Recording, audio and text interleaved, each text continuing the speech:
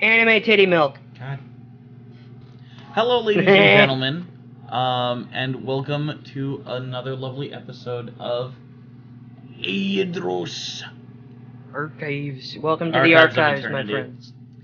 Welcome to the archives. You like books? Your books are overdue. Give us your money. Yep. Yep. Nope. So, to start things off with introductions, CL3R1C and Burke Greystoff will both be unable to attend today. They are not feeling up to it, and so they will be opting out for today's session. But we have with us as the Grim Lemmy Lemonhead, the Lime Green Lemon Man. 3 plus 3 is 6. 6 plus 3 is 9. How many bitches do I have? Why is it still 0? That was not nearly as funny as I thought it was, but I also didn't have a bit planned. The hell? We have Professor Zool playing the lovely, illustrious Franklin D. Frankenstein. Birdman.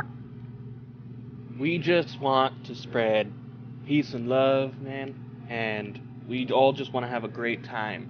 I'm gonna hit you over the head with a loot. So just don't, I'm just not gone. be Admin's still respectful, here. man. No, yes. Just be respectful. Fuck you. As And the mom. Leopold Marcus Arcadian, we have the Ivanator. Give me your clothes, your boots, and your motorcycle. Give me your pussy. As No, need it now. Kari, one of our two new friends, we have Tamaz Alpha. Greetings! Can't wait for another drug-free hallucination today. Yet another. And of course, can we get a counter? Me, Echragan Leviathan, your lovely archivist here. Not behind the curtain. DM screen. The lovely DM person. The DM guy? He's actually just a cardboard cutout. We don't know why he's here either. Like, he sets that every time we come up here, he's just got that picture just sitting right there. He's never here, but he's got like a loudspeaker attached to it, and I don't know. We've never actually seen his face, and neither will you. So let's begin I have. with. It's eldritch in nature. Don't tell them my secrets. Tell It's a them little late everything. for that. So, His real name is. But we all just call him Ted. so Men call to me start, Tim. to start things But off, most people call me let's, Tiddlywinks. Let's begin with announcements. Announcement! First things first, shout out to vindsvept, Tabletop Audio, Alexander Nakarada, and Breaking Copyright royalty-free music for compiling and putting their music into Creative Commons so that, people like us might be able to use it. And an especially warm fuck you to the copyright system. What the fuck are you doing, man? Hey. It worked when it was first developed. It just needs some updates. Well, guess what? If it's broke, fix it. In terms of Aeidros Expanded, we will be, instead of doing Nima, because it's taking me just way too long to find a voice actress who can mimic a 12-year-old child, I am going to be doing a special Aeidros Expanded episode for Moriarty, the lovely merchant. Nima? More like Nima therapist, because I'm depressed. Bruh. In terms of Sands of Mistar, that will be taking over our stream next week as our illustrious Dungeon Master Tamaz Alpha will be able to continue reading from the Chronicles of the Archivist. And you will see Drake again. Blah. Drake, Drake, our favorite little Drake. where'd he go? Anyways. He's on the ceiling! Grab him! Also, as I announced last episode, but I'll announce again this episode, seeing as It is actually the 27th episode now. Last episode was the 26th. I was a big We're dummy. bad at numbers. I am bad at numbers. So, this episode will be the 27th. So we do have 3 more until episode 30. And after episode 30, we will have a special level 20 one-shot called The Fall of Draveen, the Dragon King. The tale of how a so dragon excited. fell over and he can't get up. The I'm honestly super excited for this one shot. The because tale I of- have a character yeah. that's gonna be freaking awesome. I think it's going to be fun. I have a lot written down for this. I have been planning this since I conceptualized the world itself and the island of Draveen, also known as the Scaled Throne, which was previously known as, Ibthur. You know, we don't have to explain the horrid history of the naming scheme. Shut up. It's my fault. It's all my fault. It is your fault, which is why I don't want to talk about it anymore. It shows But yeah. the ever-evolving nature of this world. But yeah, so... Don't even get me started with The- Eleonora and Eleonora. Well, okay. So the beginning of the origin of the Scaled Throne will hopefully hit you guys after episode 30 of Aeidros, so that you guys can see some awesome sadness and happiness and anger and rage. And also, I see a lot of you haven't been subscribing. What have I told you, okay? You want the shirts? This is a drug deal now. I have your family. We have them hostage. Subscribe, or I'll kill them with my shirt. We, as always, 40 followers on Twitch, we will begin putting out designs and seeing what your guys' reactions for the designs are and which ones you would want. And after... And thank you, Twitch subs, for getting me one single number closer to dropping that hot new track. After I will 50 sing with followers him. on Twitch, we will put out the t-shirts. And after 100 followers, we will drop The Hat Works in Mysterious Ways. So you gotta subscribe, okay? I'm tired of being nice to you. I'm not nice to you at all. This is Our me boy not being nice. Ivanator has the voice of an angel. You trust me when I say this. You want to hear this. My man, listen, you gotta subscribe. That's just what's gotta happen, okay? Listen, I'm tired of being nice, even though I haven't said a nice thing to you at all. Go fuck yourself. Subscribe. Like, Anyways, after- subscribe, comment, send it to your grandma, put it in her ashes, make sure she's remembered for all time, as well as buying our shirts that we don't have yet because you haven't gotten us to 40. This is your fault.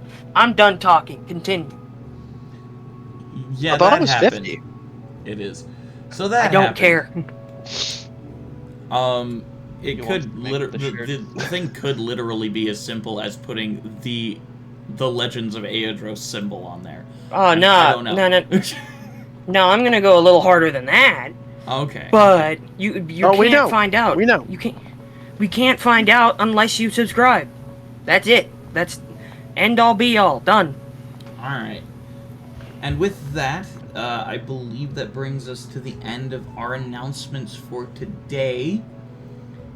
So let's jump into today's episode of Archives of Eternity. Bitchin', how we do?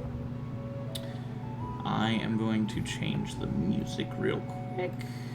Give me one It sec. just starts playing smooth jazz. Turns out this is an orgy campaign. Does she know how to make a grilled cheese? After finding out she can't. Bruh. We find ourselves 2 weeks previous, before Cleric returned to Leopold, before Grimm was moving his way towards the castle to introduce himself to his young nephew. Oh boy. We find ourselves upon Leopold Marcus Arcadian, having just finished a class teaching commoners how to defend themselves and their crops. The middle class. A feeling drawing him away. A call to complete his pact with the Demon Lord. After a while, he took one of the horses that he now owns and left the city of Leopold. On a Okay. pilgrimage of his own, he moved his way down towards the city of Sooltrass. Oh, so the devil went down to Georgia? Was he looking for a soul to steal? Is he in a bind? During your first week of travel, Leopold, it was fairly uneventful. The calm fields and beautiful landscape of Ebnon passing you by slowly. You passed by Teldrine once more, and moved your way further to the to the east, where Sooltrass would be located, along with the Dire Strait.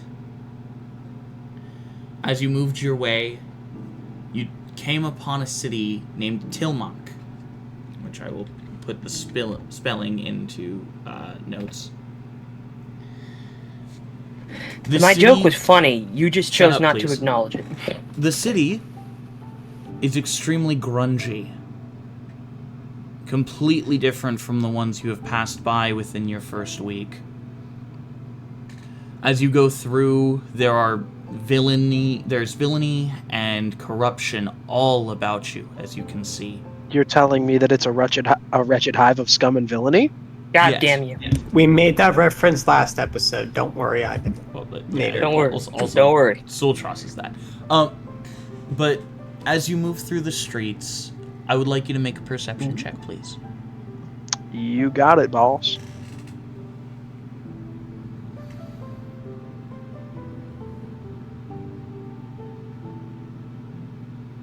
What did you get? One moment. There we go. The moment An is gone. 8. You got an 8? I got an 8 on my perception check. Ooh, Marcus is back. I rolled a 3, and I have a +5. So, my bonus was bigger than my roll, man. There is a bustling thoroughfare. People running about, small children begging for money and running, and you see someone get pickpocketed, but the child who stole his money is already gone. It's fairly bustling. You don't see many people of higher standing. More, it looks like a slum. As you pass an alleyway, you do catch a glimpse of a guy moving into it, but that's all you really see. You find stalls of food, lots of bread, some cheaper fruits that would be allowed to be sold to common folk. In this moment, as you're in this thoroughfare, what do you do, Leopold? Can I make another check to see if I notice anything in particularly disturbing? I'll say make an investigation check. Oh yeah, because that is definitely more investigation than anything. An 18. That's much better. The man who ducked in the alleyway seemed extremely suspicious. And as he was moving, he seemed to almost wave his hands, which you can assume is most likely arcane in nature. Semantics. Yep. Sorry, semantics. Yes, somatic. I was about to That say, term. Hold up, not semantics. The child who's you do catch a glimpse of the child who stole the man's wallet. And one of Can the we run fruit through that again? I'm stalls- sorry, my feed cut out real hard. Oh, you're good. I just said that you do catch a glimpse of the child who stole the man's coin purse, and you also see that one of the fruit stalls is selling rotten fruit. Oh, yay. And very much overcharging for it. I'm gonna walk over to that fruit stand. Set it Okay. on fire! Set it on fire! As you walk over to the fruit stand, you see a hunched over vagabond of a man. His dark beard stretching down, patchy, in various places. He's got warts and welts, and sores and lesions growing on his body. His nose extremely broken and contorted. As he looks at you, his 3 teeth that you can see in his mouth, as he breathes in, "I can't do you for."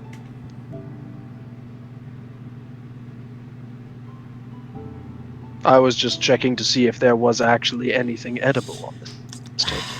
Everything is edible. I'll feed it to my own kids if I could. Huh.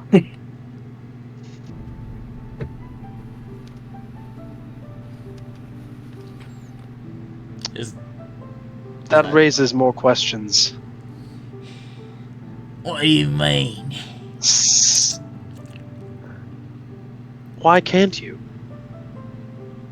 Because they're dead. Like most things around here. Good a reason as any. Now you gonna buy something or you gonna fuck off? You're scaring away the customers with your shiny armor. You mean my shiny pecs? Yes. No, like out of character. Yes. He's not wearing any armor on his chest.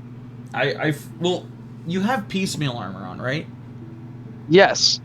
So but you can assume that's mainly covering the groin, some pads on his legs, okay. but he's not covered in any You're means. scaring away my customers with your large form. I look to the side and then I look to the other one. Is there anyone here actually looking at his shop? Don't try to nick. If the horses are any indication, this is not going to go well as a bill of sale. No, there is no one really trying to hang close to the man's stall. You can see that when they do walk by, they kind of hold their nose and walk faster. Okay. Is there a pig farmer nearby? No, not that you can see. Not in this thoroughfare. How about horses? Actually, you've been walking with your horse through this town. There is no stable as far as you've seen. Okay. There is no place to board your horse.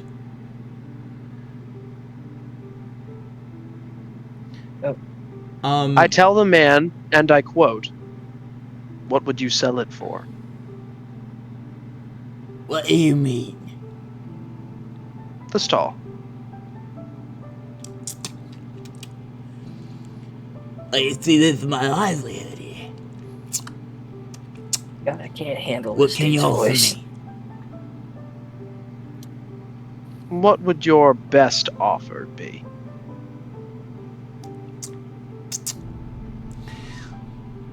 Well, you got that nice So you want spear to there. sell it to him. As he's pointing towards the title spear. As he points to it, my hand just stops stroking my beard. Not for sale. Well, there's nothing else I want. Not even 5 Fuck gold? off.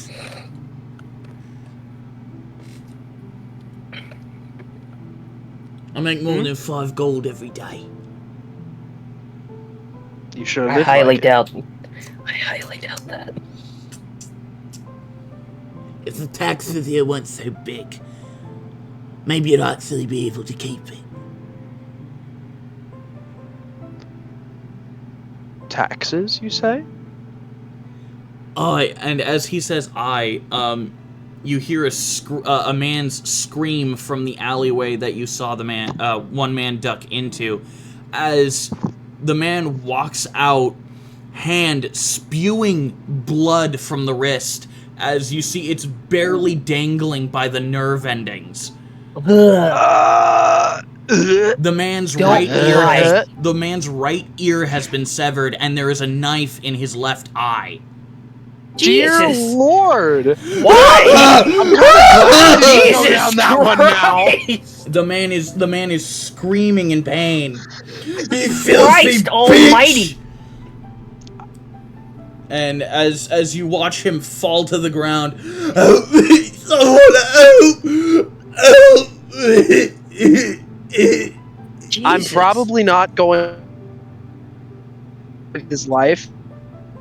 I'm gonna book it to right in front of him, and then throw up my shield as a bonus action. As he's yelling for help, he falls to the ground, blood still leaking profusely from his wrist. Does he fall As face first? Actually, he sorry. dies in the Wrong street. thing to say for bonus action. Oh shit. Jesus. We're starting off.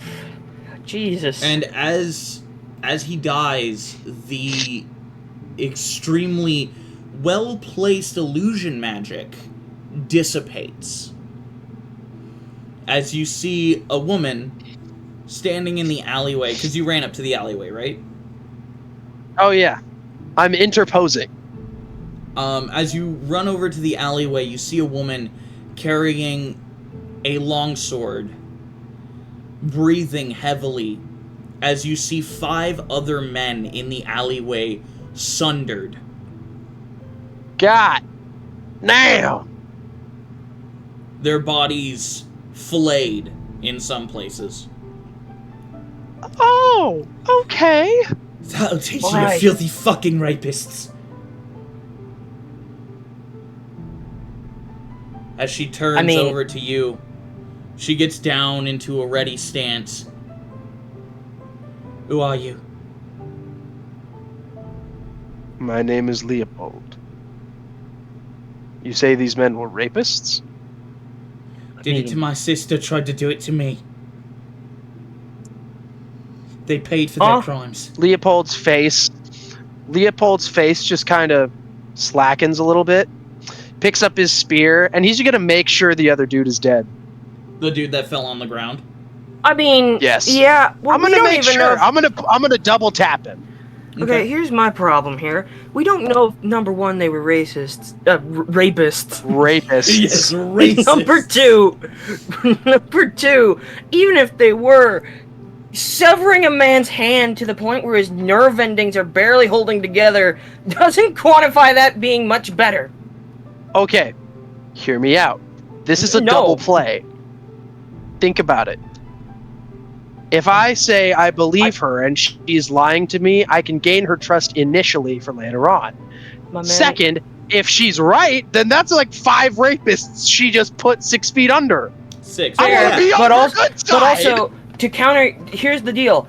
Number one, you told me to think about it. I can't not think about it the way he described it. Second, even if she isn't, if she's a psychotic mass murderer and just killed these 5 guys, burgers and fries, for no other reason than because, you're dealing with a serial killer.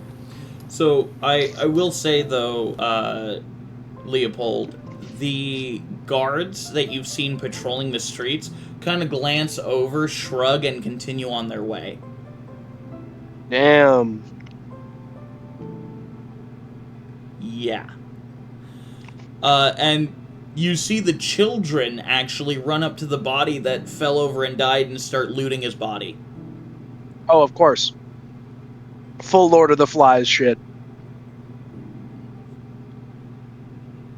Okay. As she sees that you are about ready to stab the body when you notice the children, she kind of gets out of her attack stance and puts her sword away. As she runs over to the body, deftly kind of hops over you and grabs her knife out of the guy's eye before a child who was reaching for it could grab it. God, these kids are sick in this town. They'd go great for Venti's little army. Not for children. I'll stick to looting the gold, kids. I sort of gingerly say, who rules here that these lands are so? rotten. There's only one man who rules here. And he's not a good one. Hmm. The further and further you get into Ebenon, the less and less the city guard care about what's going on. This is the kind of justice So we need. they need to be whipped into. It's the only justice we'll get.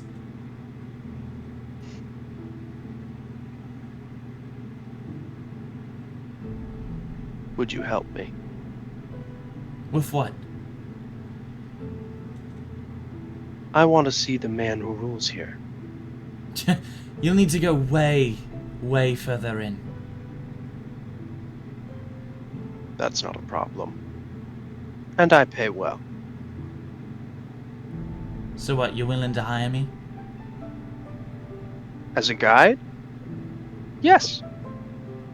I am unfamiliar with this area. Not only are you bad at buying things, you're bad at trusting people. Like, I'm just making that observation right now. I'm going Continue. to say... I'm saying what I'm saying with full assurity of my next move, you jackass! Sure. Sure. Anyways, continue. I'm going to say... Fine. I'll go. If you'll help me rid these lands. Look, Lower Ebenon... the cities don't have mayors anymore. They've all been systematically killed and replaced. I'm assuming. You could say that. Put under the iron fist of the man who calls himself the King.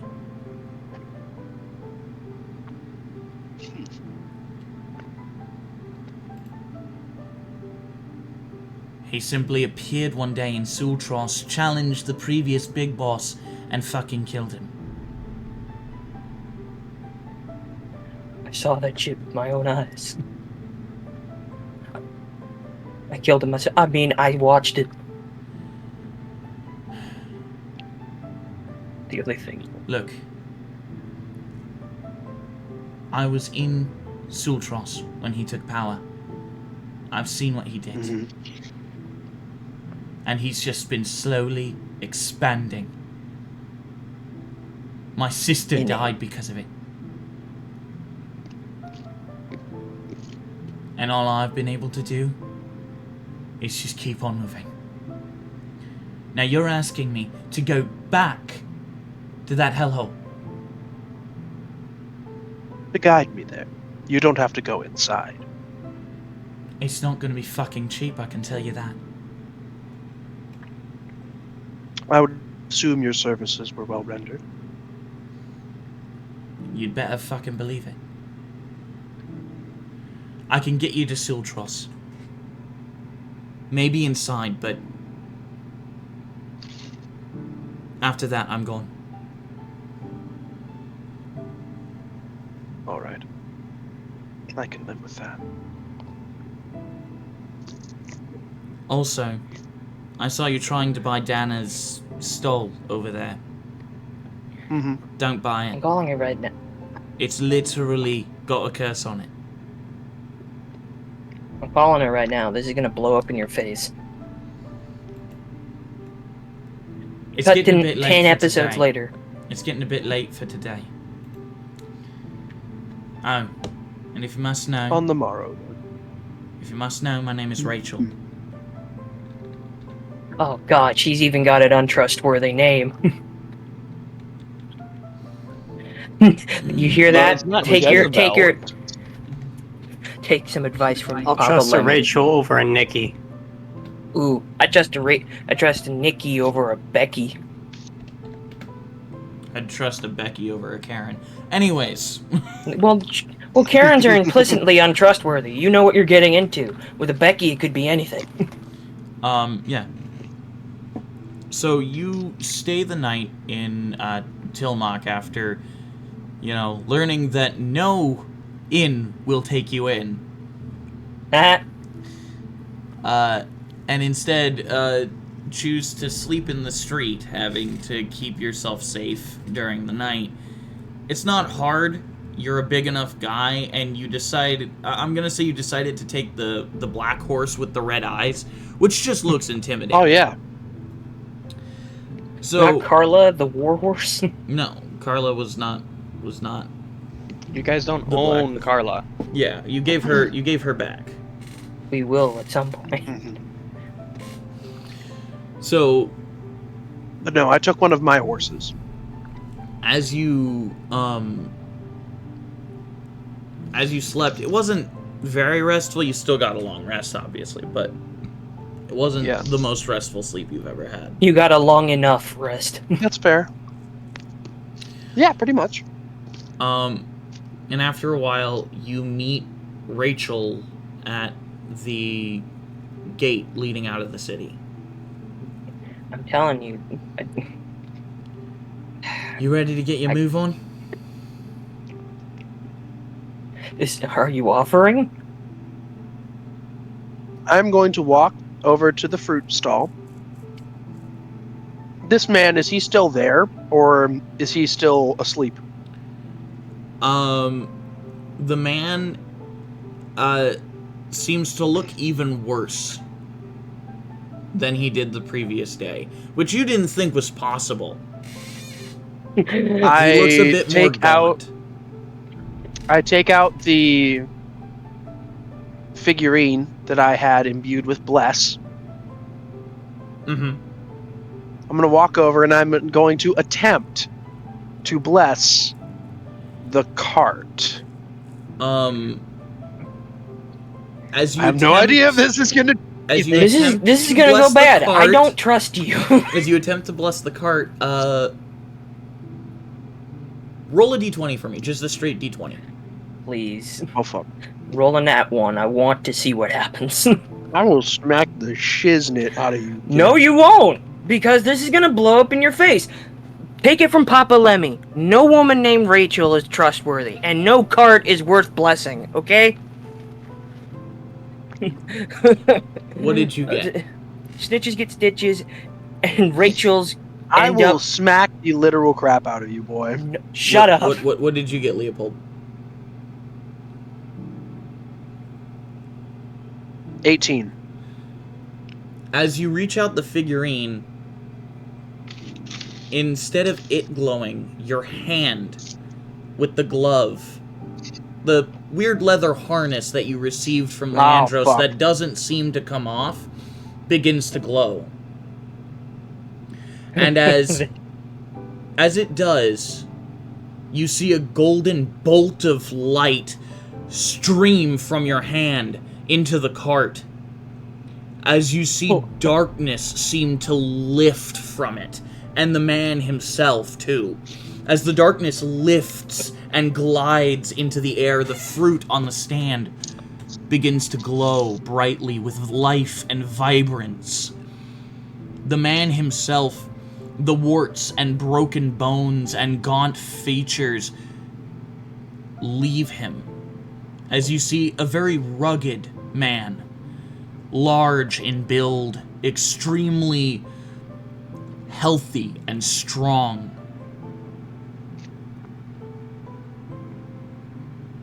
As the knight stands tall, what did you do? I helped. You blessed him by giving him a bar of soap. The glove cast remove curse. Oh, shit!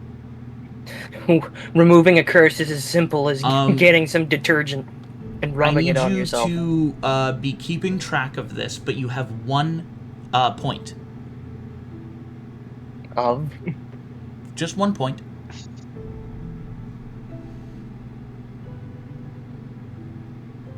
I'm a nuisance and I don't mind. Leopold, do you leave him? Or do you continue looking at the work that you have done? I'm going to put a hand on his shoulder and say, and I quote, "This is but the first of many good things I will attempt to do here." The man looks at you. Thank you. Thank you. I was here for so long. So long. Because this is what happens when I you use just soap and water. Needed to sell one. Just one.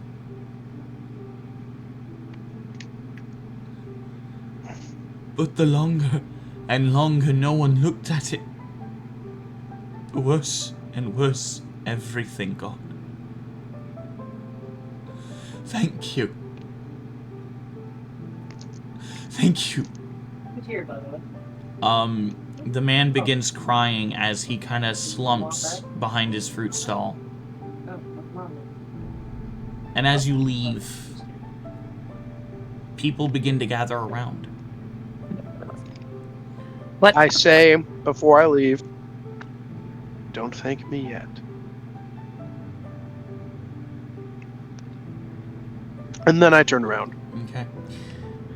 Don't thank me yet. Punches him in the face, takes his money, and runs. As you left the city, and traveled and continued your traveling, you and Rachel met with some bandits here and there, and you met with some eerie individuals that said they'd give you passage, betrayed you, and tried to steal your shit.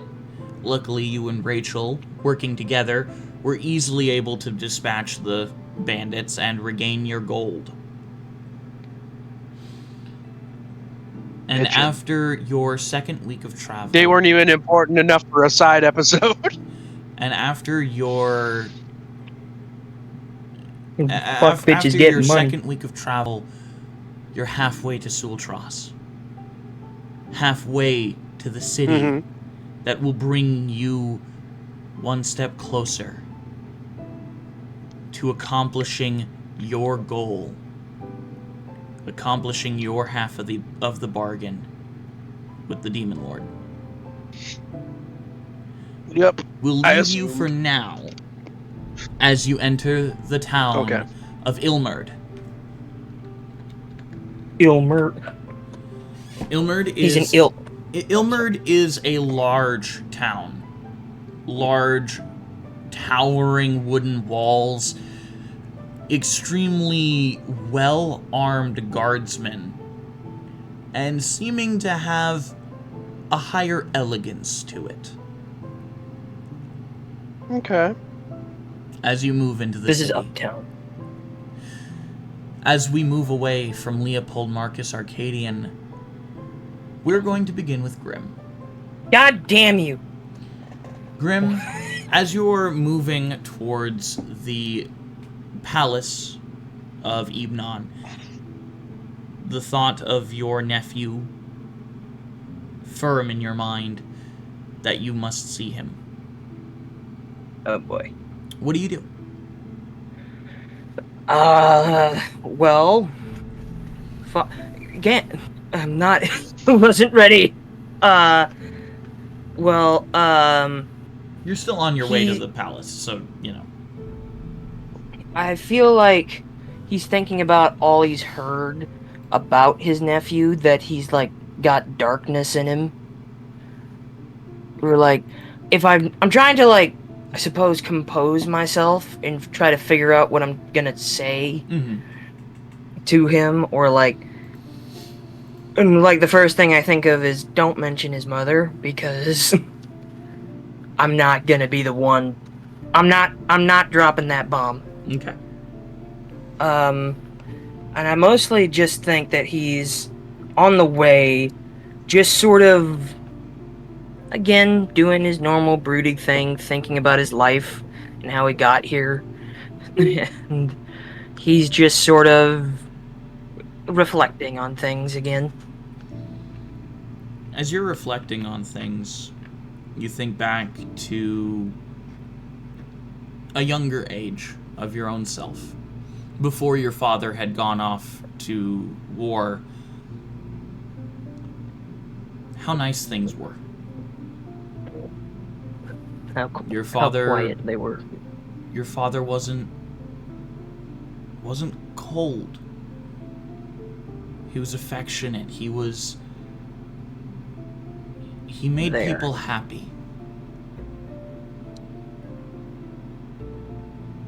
Hmm. He made your mother and your siblings happy. Right.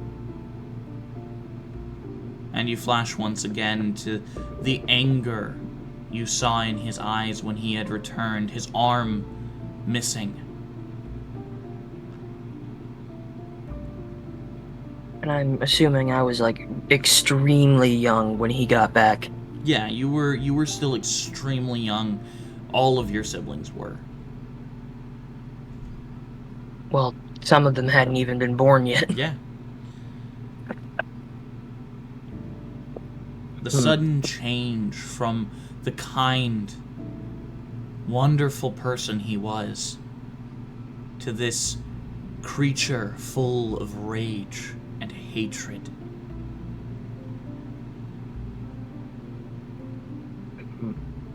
Then you think to your sister and the fear she had in her eyes when she saw Joey,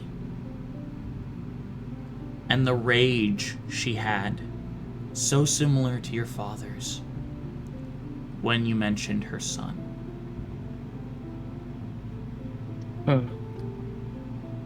I guess I sort of... Can I do an, like, insight check to maybe guess why she hated her son so much? Or... Not really. So it probably would have taken you having actually done some like mind reading shit to Yeah, actually figure out why. fully understand why she hated her son so much. You can assume from her reaction that it's most likely due to the, you know, arranged marriage and the fact that she hated her husband as well. Right. But you don't 100%. You're not 100% certain of that. That makes sense, I guess. And then, I suppose, while thinking of Eleonora, I end up thinking about Fievel, my eldest brother, and how by the time I was old enough to remember him, he was already out of the house. Like, he didn't really talk to any of us. How sort of, not cold, but indifferent to us that he was. And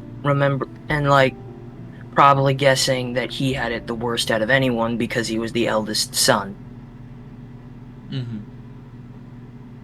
I think Grimm just sort of tries to remember certain things about his life and the mistakes he's made outside of just Beldam burning. That one's that one's high on the list of the things that he regrets. But I think he's trying to remember why he doesn't like himself a little bit. Why this fake version of him is running around in his head, causing all sorts of problems for him. Or at least not really problems, just annoyances. You think And then back for a second to your conversation with Eleonora and how she kept yelling how she just hired people to kill you and your father. The Five Hands were very much the people who attacked Beldam. Or the Five Fingers. Five Fingers. The Five Fingers were very much the people who attacked Beldam. And they would not have taken someone trying to hire them lightly. They actually probably would have killed them. Probably. So Another mystery appears in your mind. Who did Eleonora hire? And how did the Five Fingers get there first? I don't know. All things that he can't really function with. I suppose while he's walking... This is a long-ass walk, by the way, for me to be contemplating all these things. Oh yeah, it's like an hour walk from Moriarty's to the palace. God, I would miss Viviana. I miss her scooter shoes. She made scooter shoes. God, I miss those. But, I think he's just sort of, like, reflecting on his life and his many sort of adventures, his time away from home, his family, his life, his friends, the people he lost, the people he gained, the people that lost him. He's just sort of... He's in a weird state at the moment where, one, the contractors are... They're going up in flames, and nothing's really being done about it other than just passing it along to somebody else. And I think that's sort of like a, why did I join this company type of moment. And then another thing that he has on his mind is just, I don't know, he's just very sort of like, he's more lost than he was at the beginning, because at least he had like a reason to be around, but now he doesn't really feel like, I don't know, he just feels sort of like a plastic bag on the wind. As you're walking towards the palace, you reach the gate where you see two of the Cobalt Guard standing tall, and as they see you approach, Sir Grimm, it is good to see you. Good to see you too. Is there a particular reason for your visit today? I simply wish to speak to His Highness. I have a matter that I'd like to discuss with him. His Highness is busy at the moment. If you would be willing to wait about an hour or so, he will be right out to meet you. I mean, he is busy preparing for the festival. Yeah, sure. As you enter the palace wall, the destruction from the coup 2 months prior seems to be pretty much gone now. There's still a couple of like flower beds that have like a little bit of a few flagstones missing here and there in their wall, but other than that, it seems pretty much fine.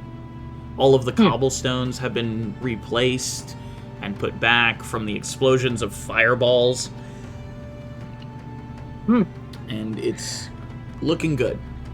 Also, when he gets called Sir Grimm, he kind of realizes that he's never, I don't think he's ever been knighted before, but it's one of the first times in a while that he's had a title that people have called him.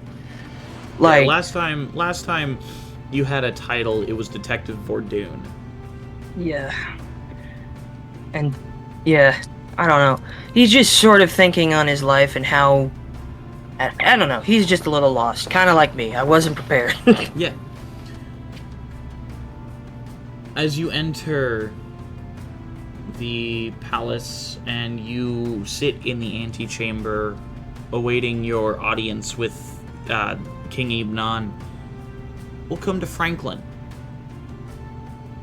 Franklin, after playing a wonderful ballad in the middle of the thoroughfare, with Advin selling his wares and you giving out tie-dye T-shirts, Advin gives you your share of about 80 gold. It was actually totaled to about 85. Okay, 85 gold. Mm-hmm.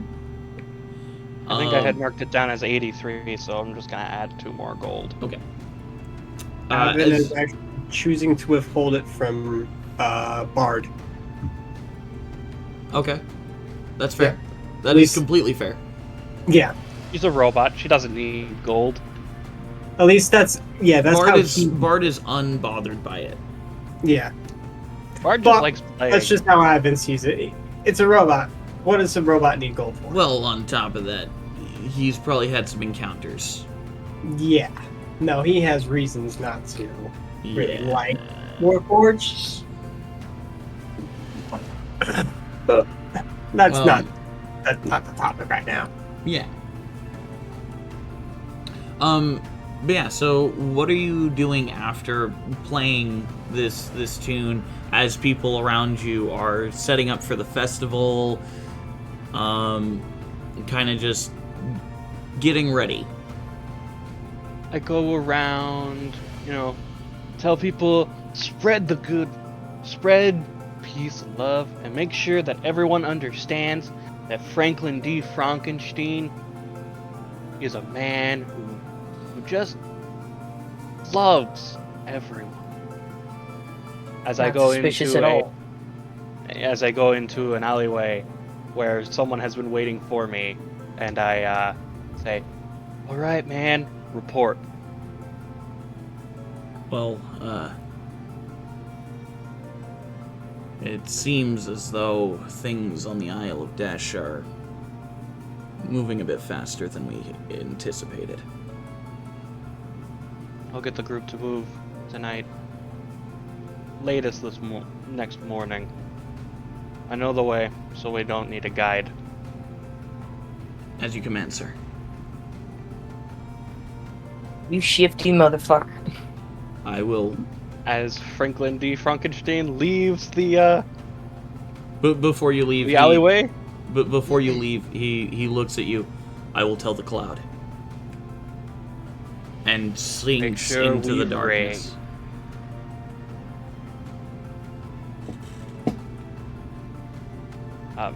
And Franklin D. Frankenstein leaves the alleyway Okay.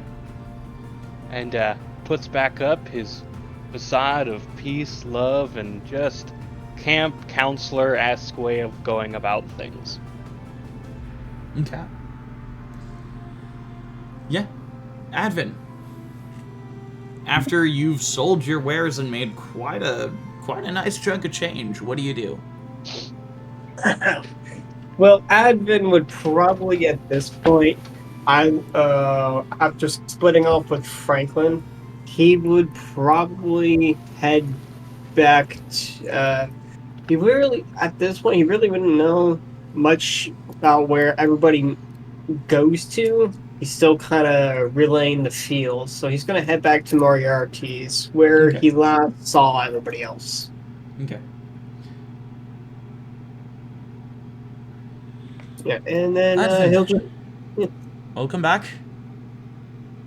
What's up, young Mort? How's it going? Well, I mean, as I said before, business is a bit slow because of the festival. I'll be putting out a front stall, just a little bit.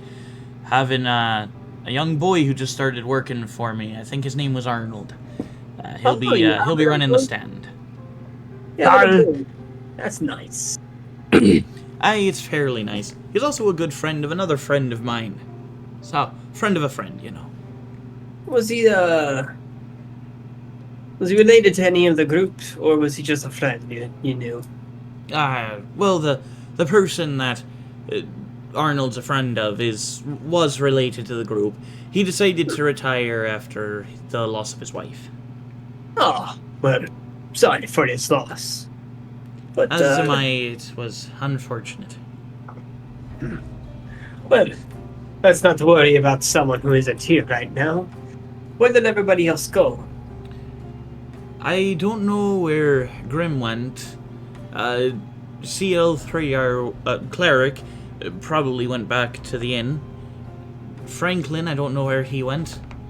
As Franklin bursts through the door. Well, speak of the devil and he shall appear. My goodness, you think I'm a devil? Never said that, Franklin.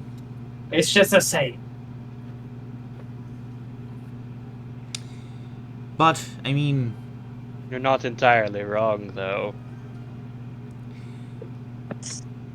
So we know where Franklin is. We don't know where Grim is. We know where... I don't know where Burke went. Oh, Moriarty, we will be leaving in the morning.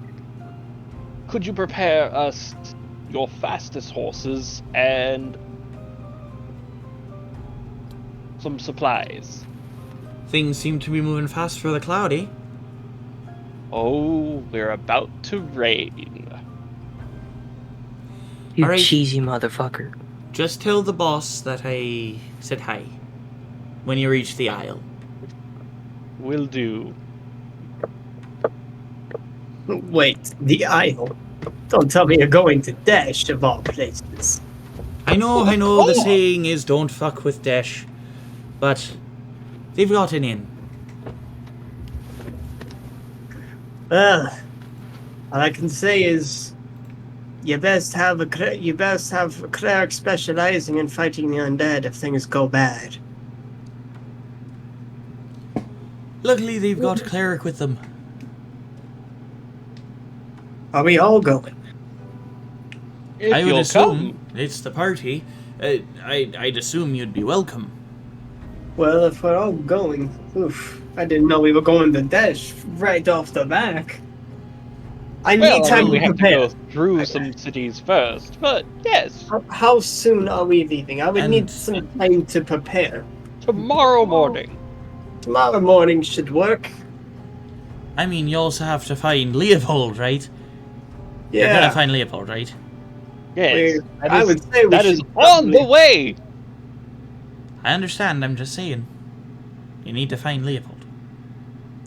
Yeah, Don't worry. I would I assume will. we were going to pick up the other companion on our way. I was under the assumption we were going to go get him first before anything else. He's on the way, which is why we're grabbing him. Okay.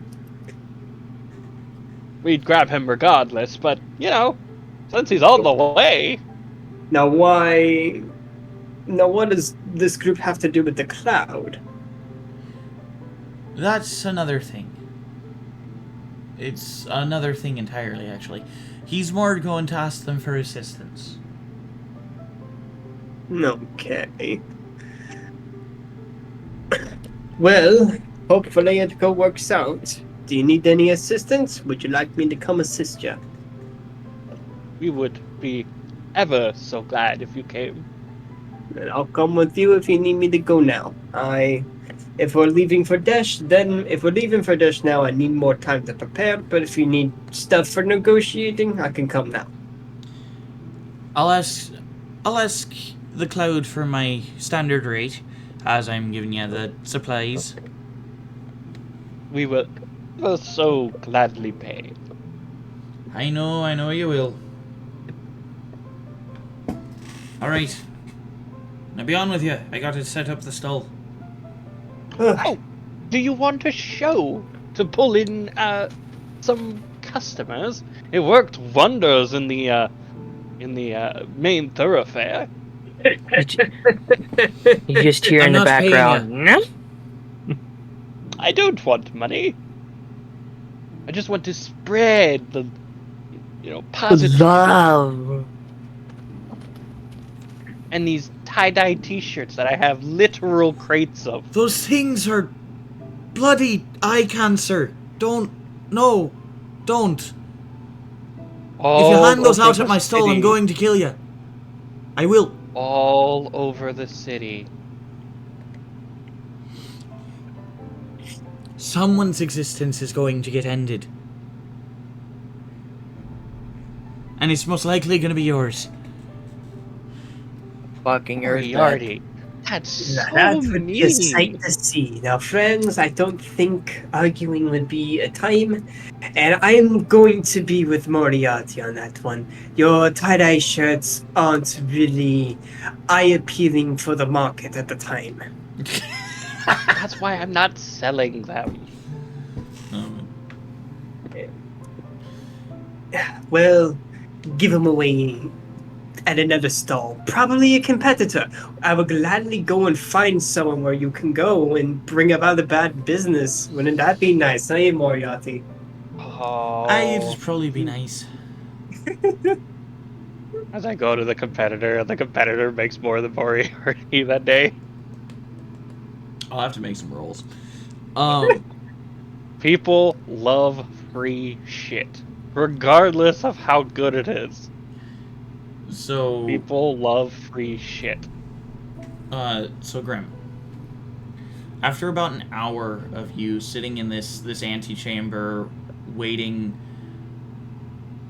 thinking, contemplating, investigating the memories in your mind, the king walks in. Oh. He wears Hey, a boo-boo. velvet cape and ceremonial armor that seems way too filigreed to ever work in battle.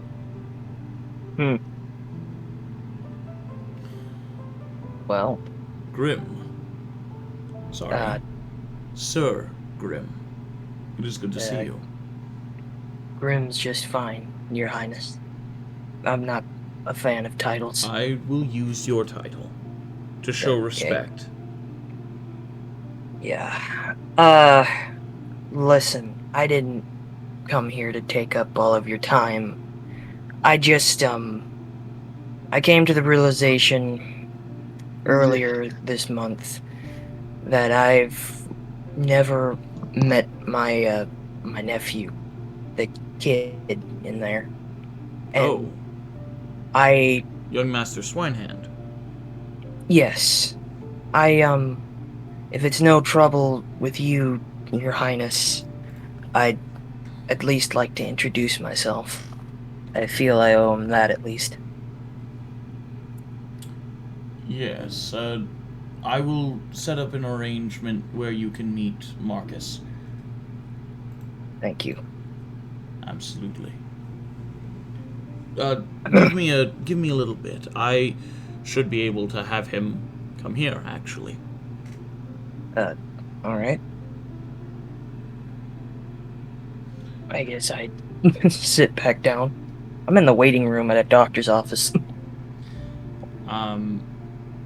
As you sit down, we will pull back. Away from the city of Aeidros and back to Elmerd. Leopold. El nerd. Rachel is leading you through the city, avoiding deep, dark alleyways where you can very obviously see someone hiding. Except for one, where you don't see anything down the alleyway. But she says to very much avoid that one specifically. As you're making your way through the city itself, you come upon an inn. Rowdy noises and people just yelling and having a good time begin to filter out. They're having a grand old time. Bartender, another round!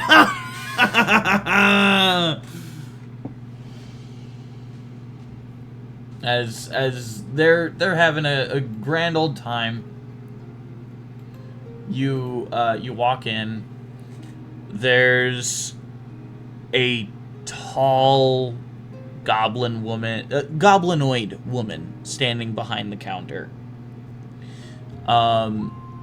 Lanky as all heck, extremely large ears sticking out to the sides, a very flattened head.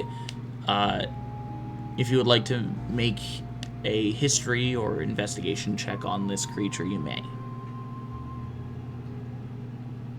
Leopold has seen a bugbear before. No, it's not a bugbear. No fur, completely green skin. It's extremely tall and lanky. It's not a bugbear. Like, it has hair on its head, but it seems almost like it's letting it grow. Gotcha. And she's just standing behind the bar, tending to it. Would you like to make a history check on it? Yeah. Okay, go ahead. Dirty 20. You have heard of a creature such as this earlier in this campaign, actually. You have heard it described to you. This is a Brugner.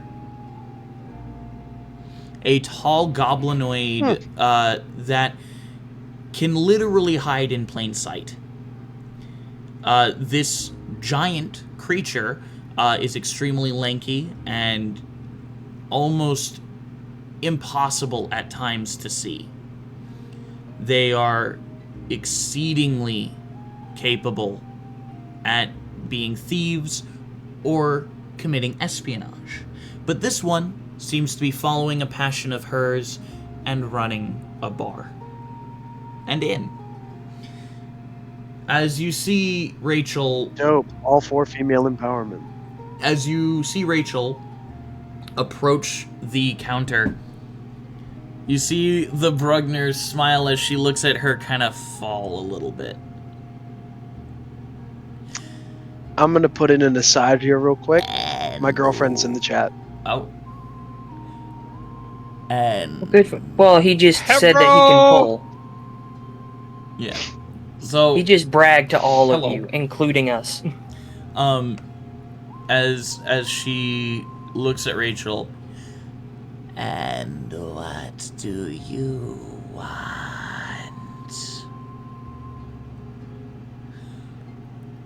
Look, we just need a place to stay for a bit, alright?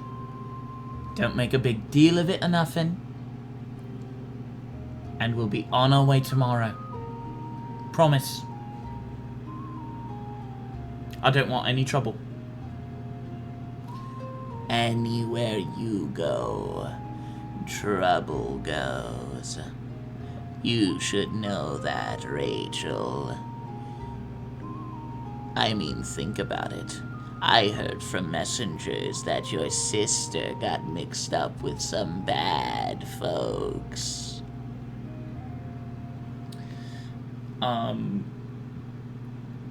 Rachel, her hand clenches, her fists white-knuckling in this instant. You don't get to speak about my sister. Oh, you poor, sweet child. And who's the poor soul you're dragging around with yourself this time? An old family friend, perhaps? He's got quite the looks to him. Mind if I have a bite? No. Eat him. When I bite, Do I it. go for the throat. I like a feisty man. The Brugner, her 9'3" form leaning down to be eye level with your own. Her nose a bit longer than most goblins. As she looks at you. If you want, I could accompany you for the night. If you try anything, I swear I will bury you in a hole so deep you will have to stretch to get out. Her face falls. Then I guess you're perfect for our dear Rachel. So what, you want a room or two? 2. Alright. That'll be 50 gold per room. You're bloody awful. You know that? Oh, trust me, dear, I know. But I'm the only inn with rooms available right now. The rest are receiving guests. You're right, they are. We'll take one. As Rachel puts 50 gold on the counter. Here's your key. She takes the key and walks upstairs. Are you coming? Leopold follows, now somewhat confused. As you start walking upstairs, bye-bye, my little scrumptious delight. I hate that. As she turns away from you, and you hear a speech that is so guttural and almost ear-piercing. You recognize it as goblin. You fought enough goblin hordes and saved a few people from goblins before to know what it sounds like. And as you walk upstairs and you find the room where you and Rachel will be staying at, there are 2 beds in the room. It's kind of set up kind of like those stereotypical anime tavern rooms, you know, where there's the desk, the 2 windows, and the 2 beds. Yeah. Yeah, it's basically that. As Rachel sits down, that bloody bitch.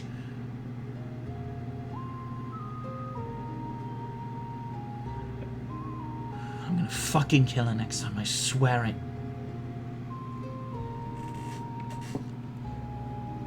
If she tries anything, that hole just got 2 feet deeper. Well, to tell you the truth, I wouldn't mind killing her. Oh no. I wasn't intending on killing her. Just put her in a really deep hole she can't escape from. I'll let nature do the rest. Brugners can pretty much escape anything. That's what makes them so bloody hard to kill. Even when their hands and feet are tied? Now you're speaking my language. No, but honestly, she's so awful.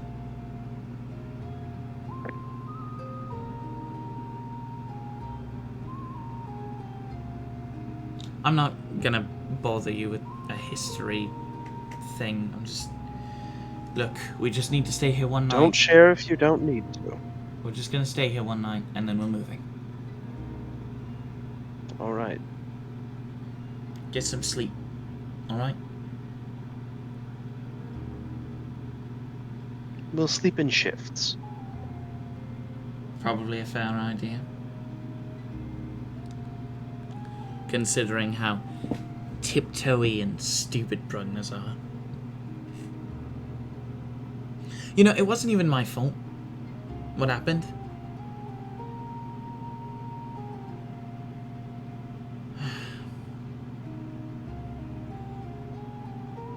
There was this noble she really liked, you know. And he really liked her too. He said he liked tall women. Then I rolled into town after the king took over. And I caught his eye. And he just tried his damnedest to flirt with me, to get me to be his. I, of course, was having none of it, and so I left the city. And apparently, a week later, he killed himself.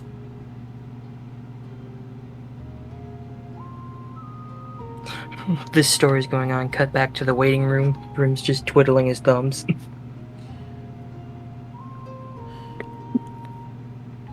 My sister and I were chased by some assassins, if you will. Literally had a note from her. They tried to kill us.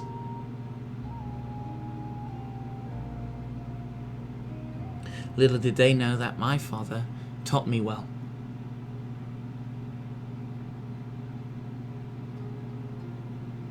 Bastards. Did a damn good job.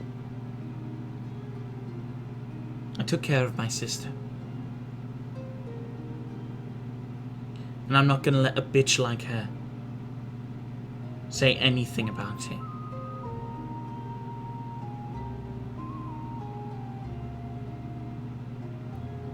Night. She turns over and goes to sleep. Leopold is going to stay awake. Okay. Grim, after waiting about 45 minutes to an hour, you see the door to the waiting room open. And you see a very solemn young boy walk in. His face actually looking a lot more plump than when you last saw him. Good. He's actually been getting fed, it looks like. And as he walks in, he looks at you, and as you look into his eyes, it feels like you can almost reach out and touch that font of knowledge again. The font of knowledge again. Yes. I think at this moment, I think he might have some flashbacks to things that he can't remember but knows happened. Roll a wisdom save for me, please. Oh god. I shouldn't have said anything. Watch this. Second roll of the game, it's gonna be a nat 1. Oh shit, wait, hold on. Before I do that, we forgot to do our daily hat roll. Oh, you're right.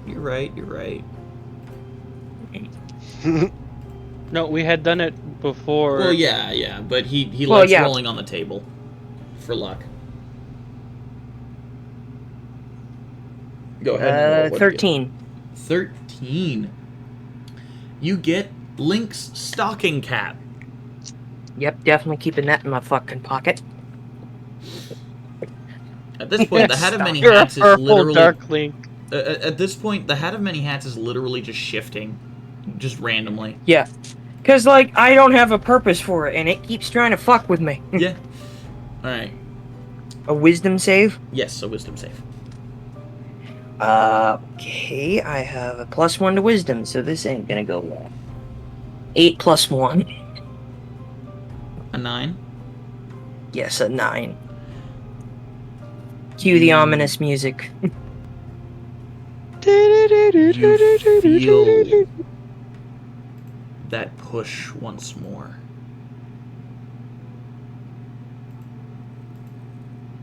That light, the moon, its beam falling across you as you hear the Moon Mother's voice, "Take care of my child." Oh. You feel yourself pulled, yanked through the Nexus, seeing people, their lives pass you by, fleeting, and yet so terribly long, depressing, some of them happy, others everything all at once, everywhere. And then it stops. Or are you gonna get copyright struck? Jeez, shut up. Is that a flashback, or did I go there again? It was a flashback. Okay, good. I think it sort of... Of course you rolled a nat 20. Of course you did. Sorry. I know you sent that in general, but Jesus, somebody write that down. What? What happened? You look in general. I was trying not to interrupt you. Okay. No, you're good. I don't mind being interrupted. After this flashback, he just sort of like blinks a second, looks back, like he's trying not to show it on his face that anything happened, and tries to move on with the conversation. Do I need to roll like a charisma check or something?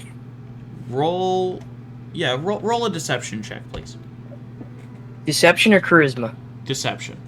Because deception is basically a charisma check. Well, it is. 17 + 1, 18. As you look at this child trying to keep your composure, the child's face is deadpan. As you look into his eyes, stars almost appearing in them. So he's deadpan. Like, what's his demeanor at the moment? His demeanor is very neutral. I sort of... As you look at him, he looks at you. Hello, Uncle Eldon. I think he's a little stunned by that. It's just like, you know who I am? He knows everyone. He just tells me about them. Who's he? God. You know what? Don't answer that question. If you would like, you can use the Soul Search ability. I mean, I haven't used it in a while. Might as well. I cast Soul Search. As you use the Soul Search ability, you see one who has no fate. One who sees within the soul.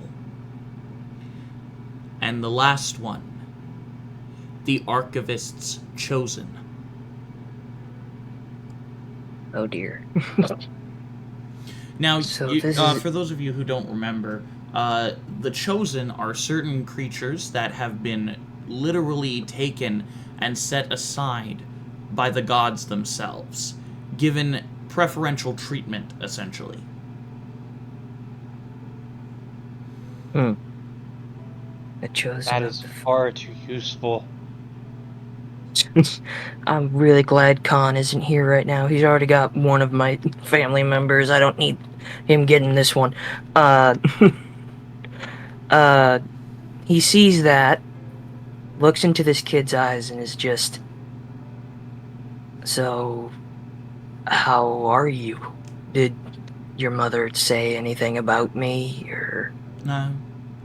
Other than that, she hated you and her dad. Well, if that wasn't... Yeah, that's not surprising. I didn't like my dad either. Well... Didn't much Your care dad- for Mum either. Your parents weren't especially kind to you, and I'm sorry about that. Yours weren't kind to you either. Or at least your father wasn't, after a while. Huh. I think, like, in Eldon's head, it's just, like, best not to bring this up at the moment. To address the problem would make it more of a problem at the moment. So it's just... That's right. As Well, What was your father? What was my father? It was your father. He says I can't say much more. Huh. He loved you till the end, you know. I think Grim is going like full, like he has a very face going on. I can't describe it. It's just I like know exactly what you're I'm talking just thinking about, of man. It's like, the frickin' shallot with the face from Dragon Ball Legends. Just like no, he's got like the full. In my mind, his head is tilted and he's got the eyebrow up, and he's just like, "What the fuck am I hearing right now?" absolute shell shock is coming. It's just like this kid knows a lot more than he should, and that's not coming from a guy who knows all the things. Grab all the Things. I'm sure he did. How... Changing subject. How has the king here been treating you? he treats me better than Mum and Dad. His kids actually play with me, unlike the other kids of the nobles. Huh. They were scared of me. Yeah, well, aristocracies tend to breed fearful children. It's because I showed them things. Things I wasn't supposed to.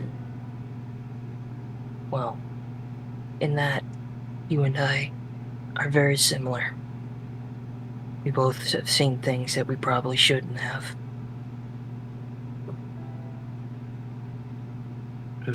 He says he likes you.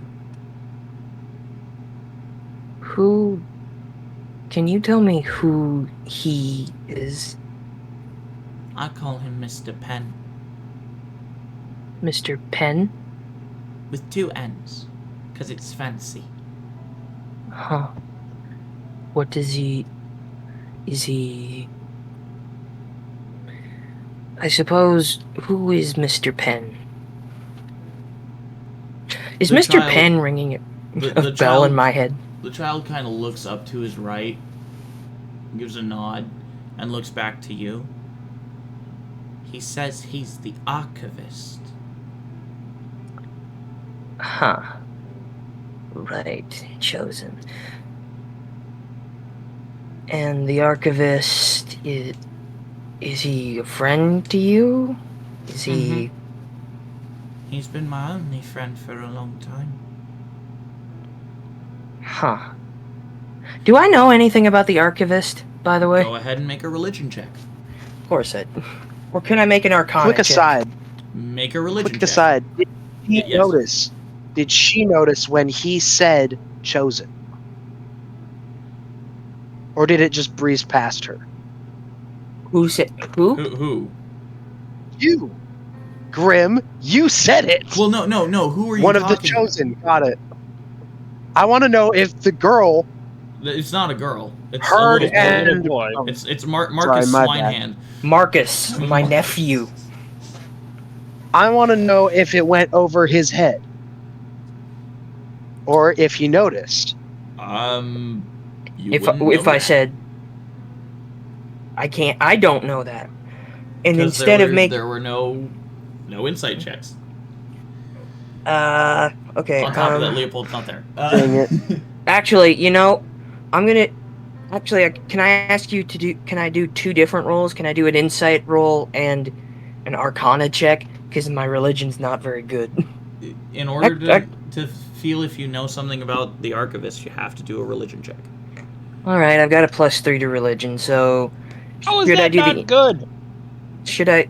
I don't... Well, all my other ones have +5, okay? But... Should I do an insight check first, or roll the religion check? Roll an insight to see if he noticed you saying chosen. I will 6 allow plus 1. 6 plus 1. it. I don't think you notice any recollection or anything. I think in Grimm's mind, even if he did say chosen, even if he did hear it, I don't think he'd really be that weirded out by it. So, okay, religion check. 16 plus 3, that is a That's 19. 19. The archivist is the one who chronicles, the god of lore and knowledge. Right. He sees all, has seen all, and will see all. He is the one who chronicles fate. He is the one who sees without seeing. He writes and writes, never putting down his pen, but always being ever present to chronicle everyone's lives. So okay, just so you know, DM, you sound like his hype man. So the way you described him, you sound like his hype man. Never putting down his pen. Just to hear the sound of a whisper. From if you know where I'm getting that reference from, you're a Chad. Thank you.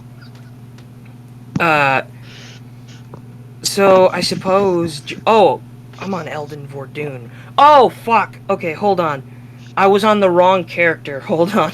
I think I need to re-roll some of those. No, it's fine. I'll keep your rolls.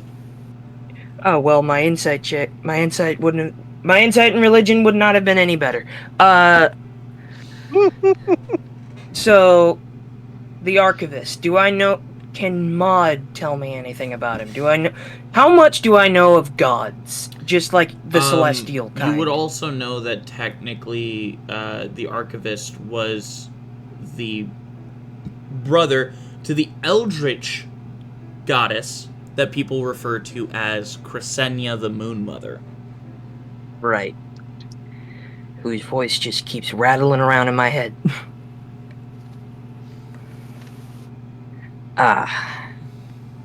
Well... The previous goddess of the moon, yeah. Right. I think... Okay, so where were we in this conversation? He had told you that that Mr. Penn, with 2 N's, was the Right. archivist. And you said right, chosen.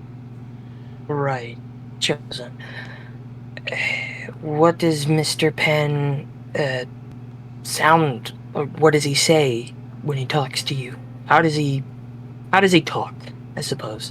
Mr. Penn doesn't talk. He writes. Well, that would make sense, given his name.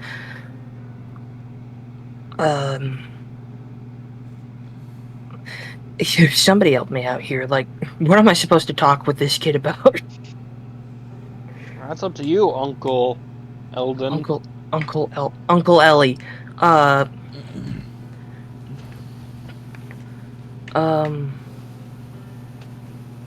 Do you have any brothers or sisters that I need to find? No. Mum and Dad only thought they needed one. Then they were scared of me when I was born, and so they decided not to have any more. But why would they be scared of you? Because when I was a baby, I showed them things.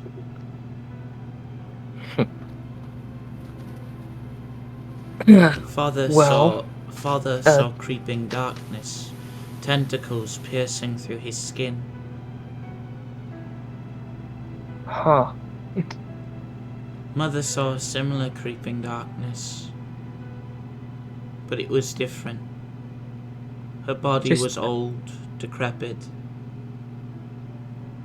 decaying.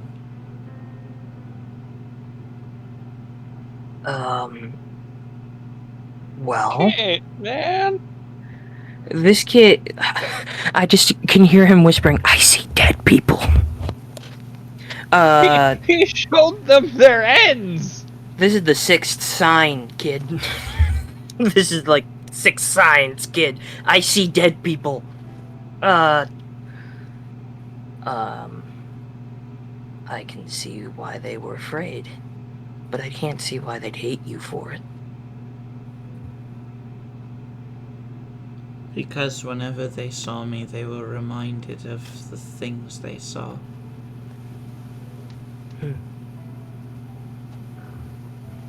I guess a weird question. Does everybody see you that way? Not everyone. Everyone sees different things. There was one guy who got really happy when he saw my eyes. Happy? He was really happy. He was a really tall, blonde-haired man. Tall, blonde. He showed... I saw him. And he saw many things. Tall, blonde-haired man. Was there anything else about him that you remember? He had burns on the left side of his face. Out of character, can I make the assumption that this is Corbane? If you believe that Grimm would have come to that conclusion, then yes. I mean, his burnt ass face haunts all our dreams. Well, I got my ass kicked in by a simulacrum. I don't want to see the real guy. But burns on his face? Was he tall? Do I know what Corbane looks like? Yes, you've seen Corbane. Can I get a re-description? Corbane is a tall, long, blonde-haired man with burn scars on the left side of his face. Before the burn scars, you could probably assume that he was a beautiful figure. But as he is now, he has a devious smile that almost stretches from ear to ear. His tall 7'5" form is lithe and slim. He seems to be extremely strong. Not just arcanely, but physically as well, though his body does not show it. This dude is a real-life Primarch. But, upon hearing that... By the way, every time you talk about, like, Corbain, for some reason I have the feeling that he has, like, All Might's, like, blue eyes, just glowing blue. I don't know why, but it's just the first thought that comes to my head. But when he says the description, he sort of looks very strangely. He looks not very at him very strangely, but very inquisitively. When did this happen? A while back. It was the same night I looked at the elven man whose head got crushed.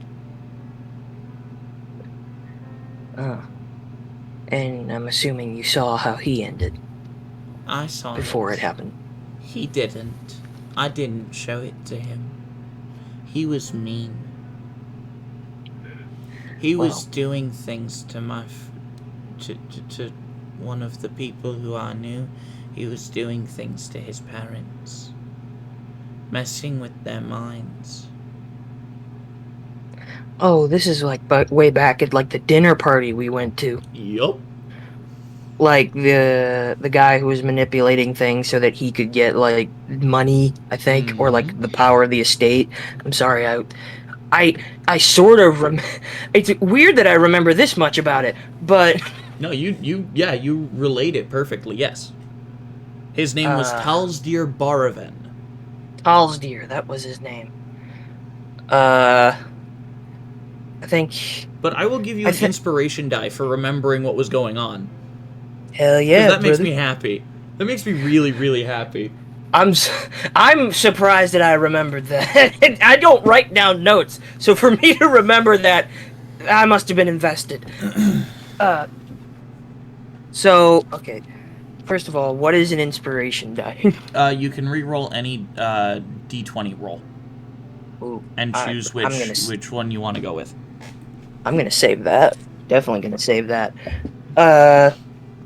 Looking at this kid who is I think he's looking at this kid. He's lived a much harder life than Eldon, but Eldon can relate to this kid on some level. Okay. Well, if anything else weird happens to you, Marcus, let me know, and I'll see what I can do about it. And if you ever need me in general, well, I might not always be around, but I'll be around when you need me. Okay. It was nice meeting you. Eldon, as you look at him in the eyes again, you don't see that font of knowledge, but you do see your death, previous death. The one you see nearly every night in your dreams. So that was, I guess that is technically my predestined death. It already happened. So, I guess he kind of gives him a weird, like, he's a kid, right? Like, little kid? Well, I just give him... He's about 10, 11 years old, from the looks of him. I give him, like, a mini handshake. Because his hands are smaller than mine, I don't want to crush his hand. He gives you a handshake. Or at least as best he can. I pat him on the head and ruffle his hair. As you look into his eyes, they really do look like galaxies of stars staring back at you. The best I can do is a sun with these yellow peepers. He actually smiles at your little joke.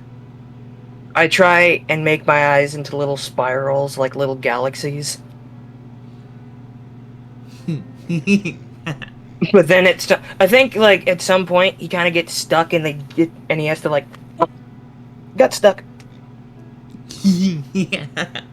And then he makes it look like his eyes, like in cartoons, they're going around his head. Like, around the inside of his head. Pookie. Very nice. And before I leave, tell His Majesty, the king, the pirate king. He got guns. I basically point out that Corbane has met this kid before and that he should probably be kept not under watch, just be careful. I am well aware of what happened. I was nearby the party and had many individuals watching it. Are you fucking snoring right now? I don't know who's snoring. I think it's Ivan. Is it Leopold? Hey, yo, Listen. Leopold. Yes! Right. So anyways, so Franklin and Advin. So Advin, you're helping Moriarty set up his stall and whatnot. Just kind of getting things all set up and, you know, having a grand old time with your old buddy, old pal. Franklin, you went to one of his competitors' stalls, correct? As I was instructed. As you were instructed. So I'm going to ask you, since you got a natural 20 on your performance check, do you want to specifically play as badly as you can? Oh, no. Or... No. You want to play as best you can? I am basically doing a full-on alternative Christian rock band rock show. Yes. Handing out tie-dye t-shirts to anyone who rocks out Yeah. to my metal as fuck lute playing. Yeah. No, you're rocking out, man. You're having a grand old time. Some other bards came and joined, and now I have an actual fucking rock band. Someone's got the drums going.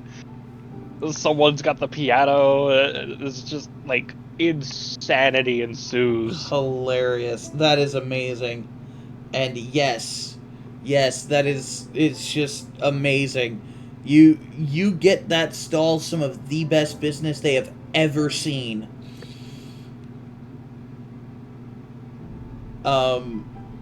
And actually here, let me see what I can do here. Hello. I offered to Moriarty, and Moriarty's like, no, get those t-shirts away from me.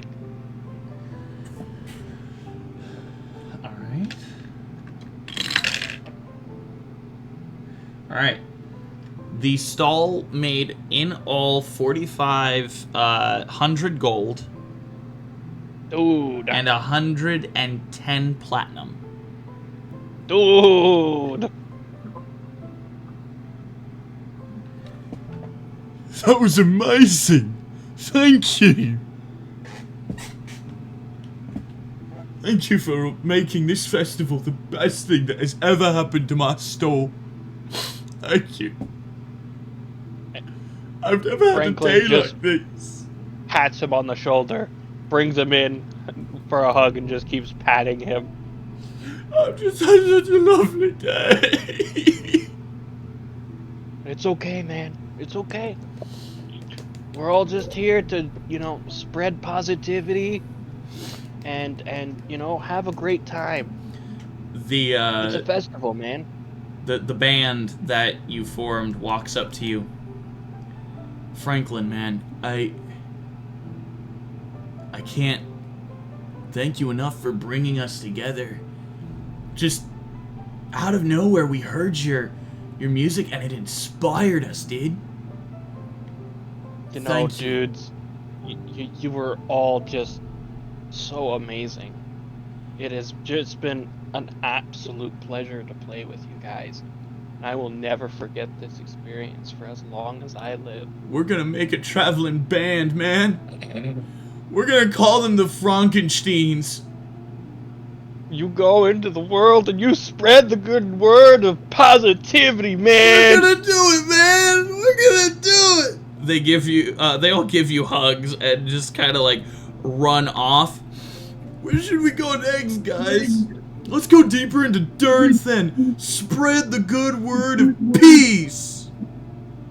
I hate all of you. And as they left, every single one of them found a tie-dye t-shirt in their pockets. Well, I never expected him to be an actual good bard. Good to know in the future, huh, Moriarty? We still made more than them. He knows that, right? That is fair. Nonetheless, we could use him for our actual business next time, since he actually brought in some business to the competitor. I'm just saying, his tie-dye shirts are legitimate eye cancer. I can't fucking look at them. You don't have to look at them, but at least let him play nearby. So altogether, Moriarty made 4,700 gold and 160 platinum. Hey, I mean, I made the other business. You did, and you got him only 200 gold under Moriarty's. Yeah. And only reason Moriarty made so much is because he has so many loyal customers, considering he's basically the only general store on that street. Yeah. What was this guy even selling? He was mostly selling clothing items. Which made the tie-dye t-shirts epic. Yes. Please tell I'm me, going to sell tie-dye when we wake up t-shirts tomorrow, in there are my people store going now. around with tie-dye t-shirts. The guy legit looks at you, Franklin. I'm gonna sell tie-dye t-shirts in my stores. You know, man,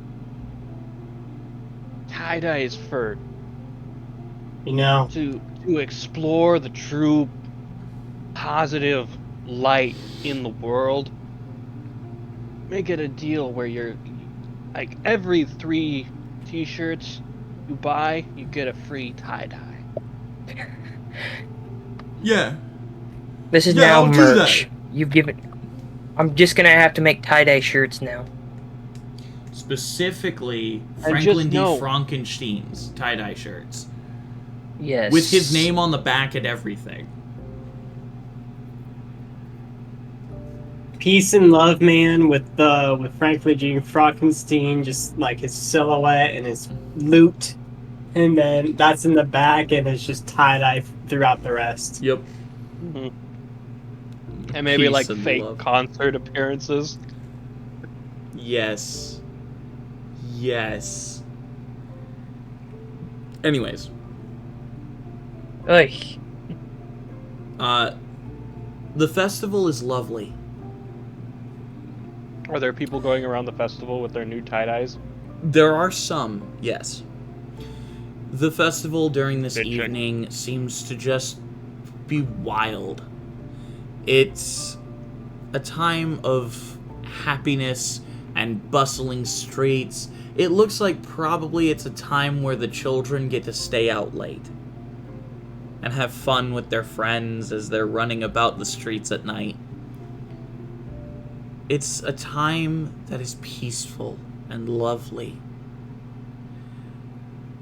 Children laughing, people running, the moon full in the sky, as it has been a month since the double moon, thus signaling the turning of the seasons. This beautiful change from the stepping leaf into the scorching sun. We're going to go on break. Wow.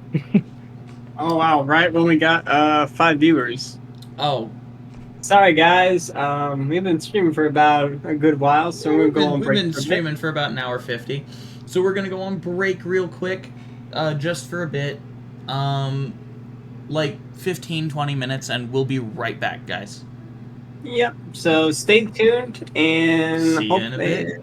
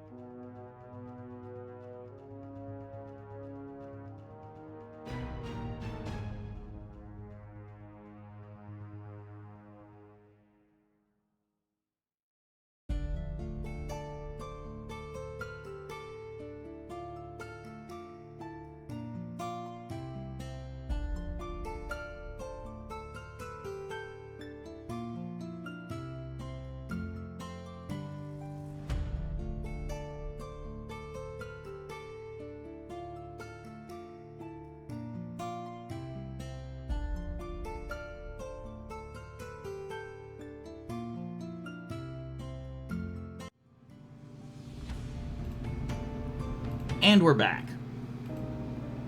Welcome back. Alright. Where we left off, the festival had just gotten into full swing. But during the night, 2 weeks away, Leopold, you are in the room. You're staying up.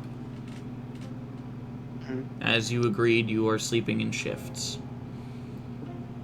As you look around the room, Perfect. very few entry and exit points from what you can see around it. And as your internal clock tells you it's about time you should wake her up for her shift, you hear a slight shook from outside.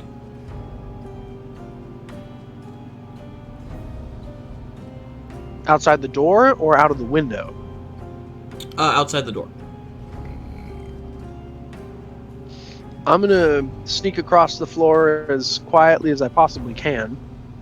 Would you like to awaken And your stand- ally or no? Yes. I'll give her a semi-gentle, semi-get the fuck up nudge. Okay. As you do that, do you put your finger to her mouth to kind of shush her? Or Yes. or just put your hand over? I don't know. All right. As you wake her up and she starts and turns around and you do that, immediately her eyes get wide and she looks at you and very quietly stands. I need a stealth check from both of you. Oh shit.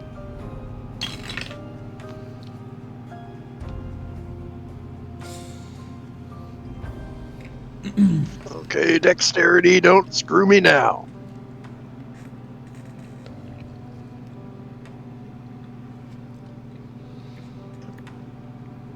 Okay. So she rolled a 16. What did you get?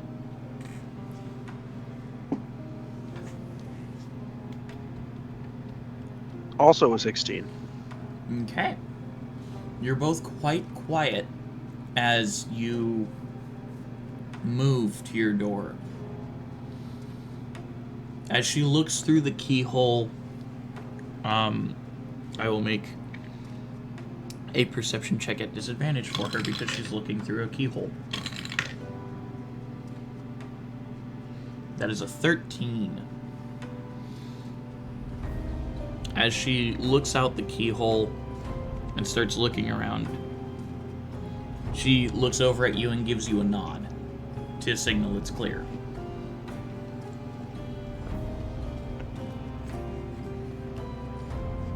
Do you unlock and open the door? Yes, but I'm going to assume a defensive stance the moment that door is open. Okay. As you unlock the door, the ch-ch from the key, and as you poke your head out, you see standing at the end of the hallway a man. Well, a figure. Not necessarily a man, but a figure. Standing at the end of the hallway. Extremely long robe flowing from him. A deep sanguine color. Different from the robes that those of the Demon Lord's cult wore. It's more metallic in color. Almost as if it's a carapace on his body. But a robe seems to flow from it almost. A symbol on his back of a single handprint. Almost seeming to reach from his back towards you. As the door opens a bit further, you see the figure's head twitch. and as he begins to slowly turn towards you. I don't like that. And as he turns, you look upon his face. A creature unlike you have ever seen before. Mandibles extending from his face. Large, bug-like eyes. As you see in one hand, a long, lithe green arm. As you look behind it and see the proprietress of this establishment dead on the ground.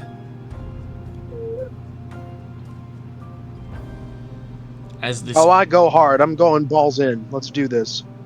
As the creature looks at you, it begins clicking.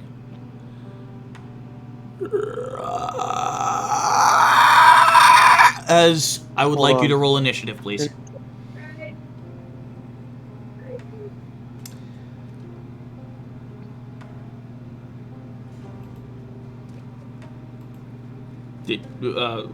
Did you say hold on for a sec, Leopold? Or okay. 21.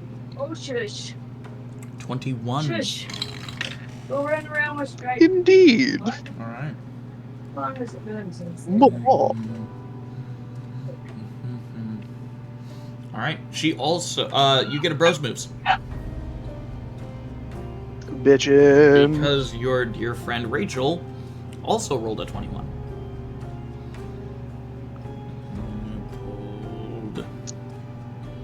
I'm going to have Leo here. Real quick, just give me 1 sec.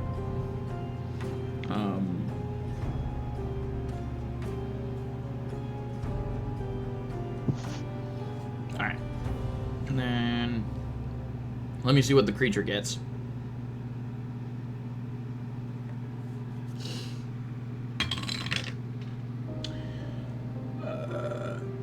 That is a 26. Okay. Wants to steal the spotlight. I respect that. Give me 1 second to put in things for myself.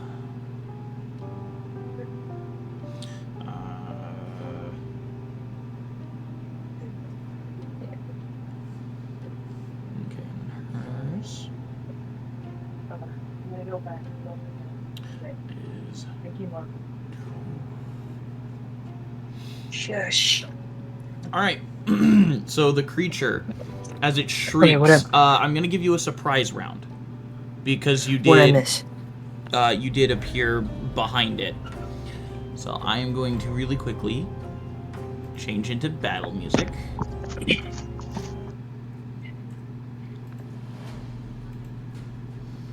Alright. Okay. So as you appear out the door, I will give you and Rachel a surprise round. Gotcha.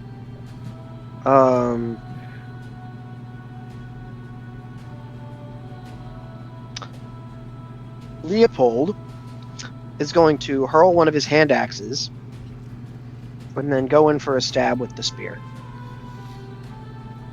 Okay. That's a 24 for the throwing axe. That'll To hit. 5 slashing damage. And then one with 5 the slashing. spear. 26 You said 26 damage? to hit. For the Oh, spear. to hit for the spear. Yes, that'll hit. 10 damage. Okay. Okay. And then I'm going to use my bonus action to assume a stance. Which stance are you assuming? Tunnel Fighter is a bonus action. I can enter a defensive stance. Okay. Cool. Yep, you. It lasts until the ups start of your- winter. That ups your AC, right?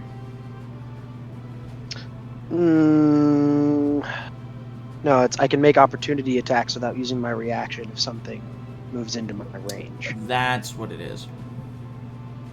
Yes. Okay. It's about to receive a fuck ton of shield in face. Yeah, Rachel's gonna run up behind you as you're doing that, take out her longsword and slash at the creature twice. Bitchin'. Bitchin' how we do. Also, what did I miss? So that's 18, I was gone. 19, 20, 21, 22, 23. She hits the creature with her sneak attack. Bitchin'.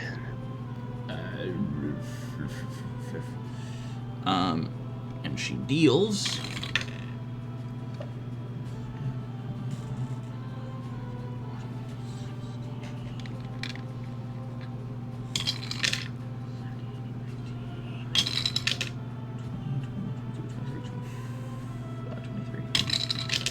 That's a lot of dice I don't hear rolling. That's a lot of dice I don't hear rolling.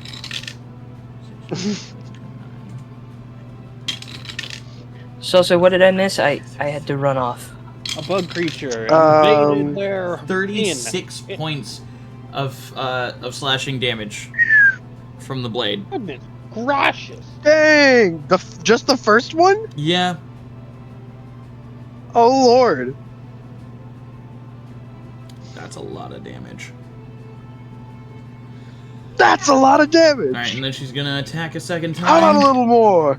Natural 20. Can I get a hallelujah? Hallelujah. So that's 11 times 2 is 22 plus 10 is 32.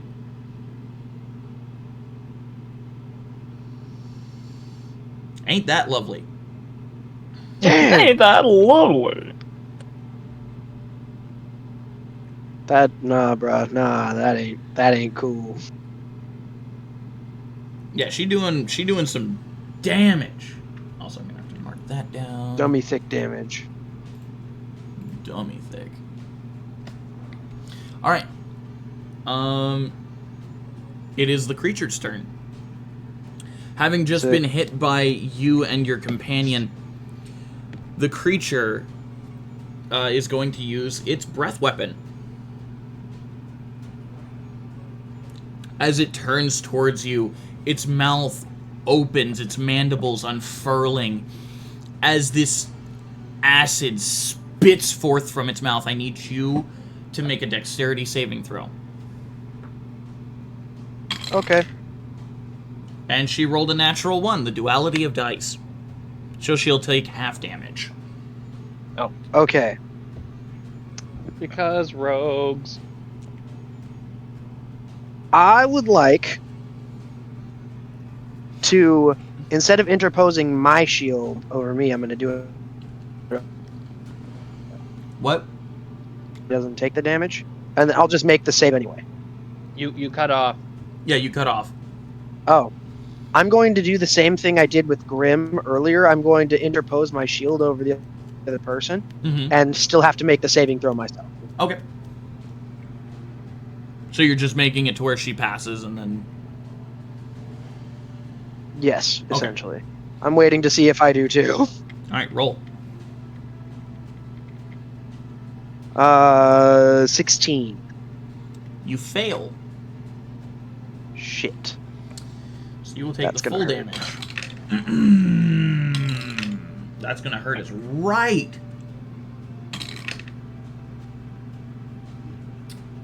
You take 26 points of acid damage. As this breath weapon as this acid slams into you. And I need you to make evil. I need you to make an acrobatics check to see if you were able to keep the acid off of you enough to where it won't do damage over time. Okay. So she takes 13. It's half the damage.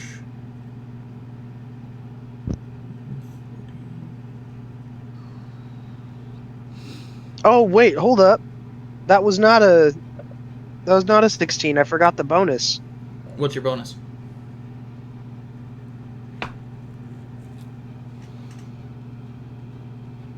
What's the total with your bonus? -3. +3. So it'd be a +3. 19. You still fail. Fuck. That is a really That high is just DC. rude. That is just rude, sir. And as its bonus action, it is going to use its elytra to begin flying. Nope.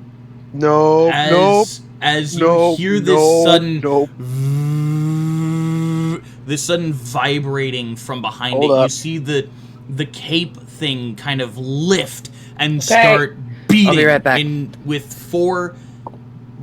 with two distinct wings. How far is it from me? It is about 10 feet away from you. You threw your spear, right? Or No. no? I threw the hand axe. You threw the hand axe, and then you. Okay, so it would actually be within melee. Attack with the spear. It would be Okay, within then. melee range. It rising from the ground counts as moving in my area, correct? It does, yes. Okay then. I just wanted to make sure you knew that before I took a reaction attack. Well, you can use your opportunity attack as a non-reaction, right? Because of that defensive stance. Oh yeah, for this, while the stance is active. Yeah. You have to set that every turn. Yes, you'd have to use that every bonus action. Mm-hmm. Cool.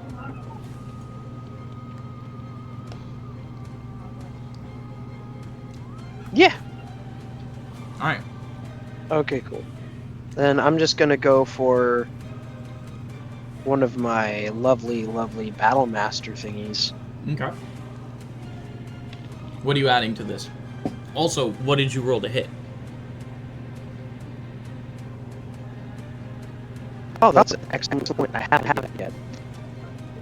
But I was going to say what I was using before. Because I'm going to use a battle master ability. Okay. What Battlemaster ability are you going to use?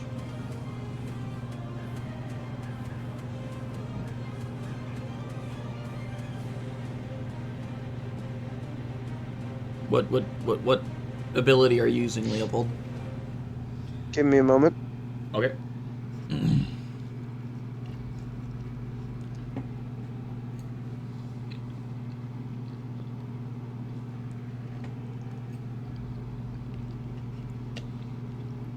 What did you roll to hit? Oh, it's precision attack that I was going to use. Sorry. The roll to hit 27. You hit? Sick.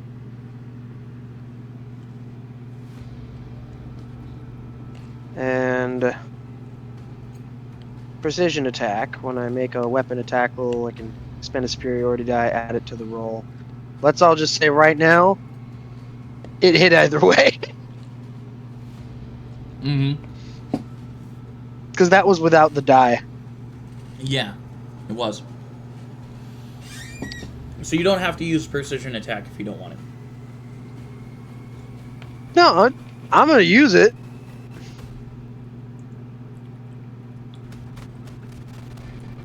Oh wait, no, never mind. I done goofed. Because precision attack only adds to your to hit modifier, right? Yeah, it does. That's my Yep. bad. It's all good. I'll make it to where you don't have to use it. Because you hit without the... I'll do it lunging die. instead. Okay, I'm Okay. back. I'm going to attempt to pin it to the opposite wall. Still fighting bugs. Okay, so you're going to attempt to pin it to a wall. Yeah, to the opposite wall. I'm going to attempt to shove my sharp, pointy stick through its abdomen and pin it to the wall. So are you going to pin it to the I'm wall going to turn your this left or bitch right? into a bug. The wall I'm facing. Because if I'm out in the hallway, So there's the you're wall not- on the other side. You're not at the wall of the hall. Would you say you're going to turn it into a bagab? Yes. Is it within 10 feet? No, it is not. Not of that. Not Wow. of the wall at the end of the hall. The wall at the end of the hall is about 30 feet away. Okay. I was talking about like the width of the hall itself. Oh, the width of the hall itself is about 15 feet wide. Okay then. If I am next to it, I can conceivably use a lunging attack and push my spear through it and pin it to the wall like a bug in a freaking etymology lab. Yeah. No, you can. I'm just saying, which wall do you want to go for? Left or right? Left. All right. I will see something real quick. Okay. Is there a saving throw associated with this? No, actually. Okay. Only if you make one. There's no thing for that specifically. Okay. I'm just trying to see if it can be done. So a pinning attack. Let me double check real quick. I am trying to impale it onto the wall.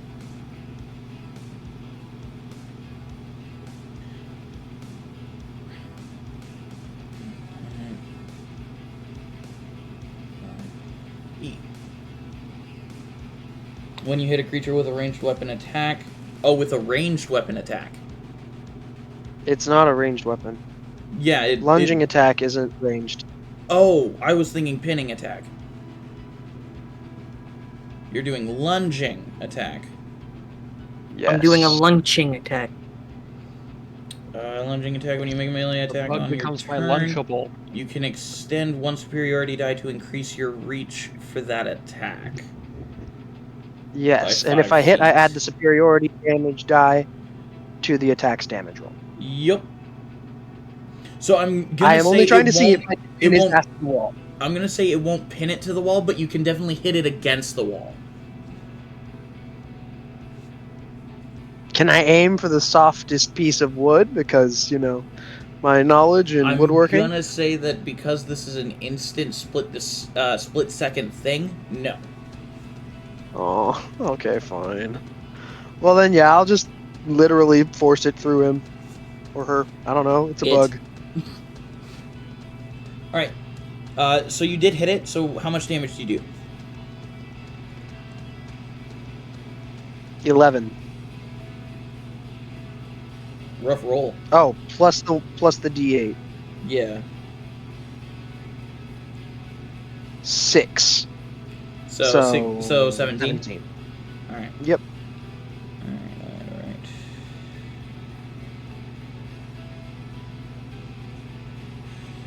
Alright. Okay. So as you hit this creature in the abdomen with your spear, you slam it against the wall as it goes and is still flying. It hurt a lot when you slammed it against the wall. The hand axe that did bury itself into its shoulder, though, has fallen to the ground because of that. Okay.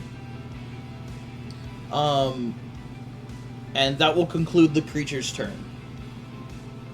Mm-hmm.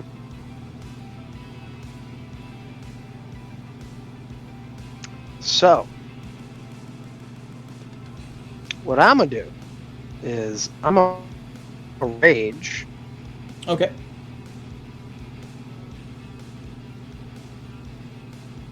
And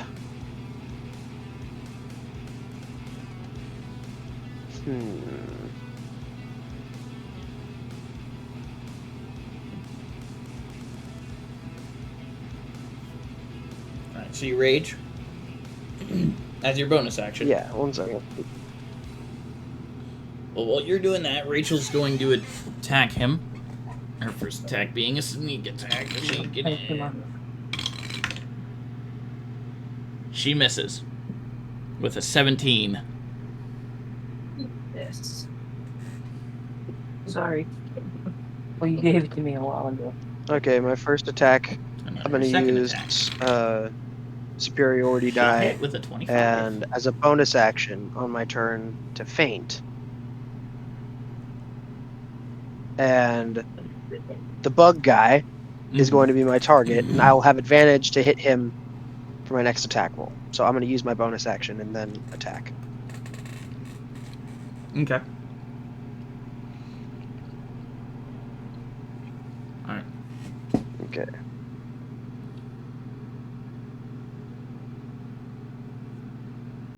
Okay, so for her 23 23. plus 8. 23 plus 8. All right, so 23 plus 8 would be That's a lot. 31. 31. So 1. All right. Yeah. All right. And she only did about 15 points of damage from that attack. Oh, I haven't rolled damage yet. Oh, that was to hit? That was to hit. Oh, shoot.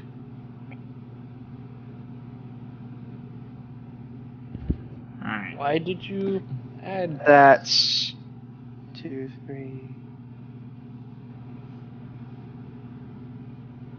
Okay.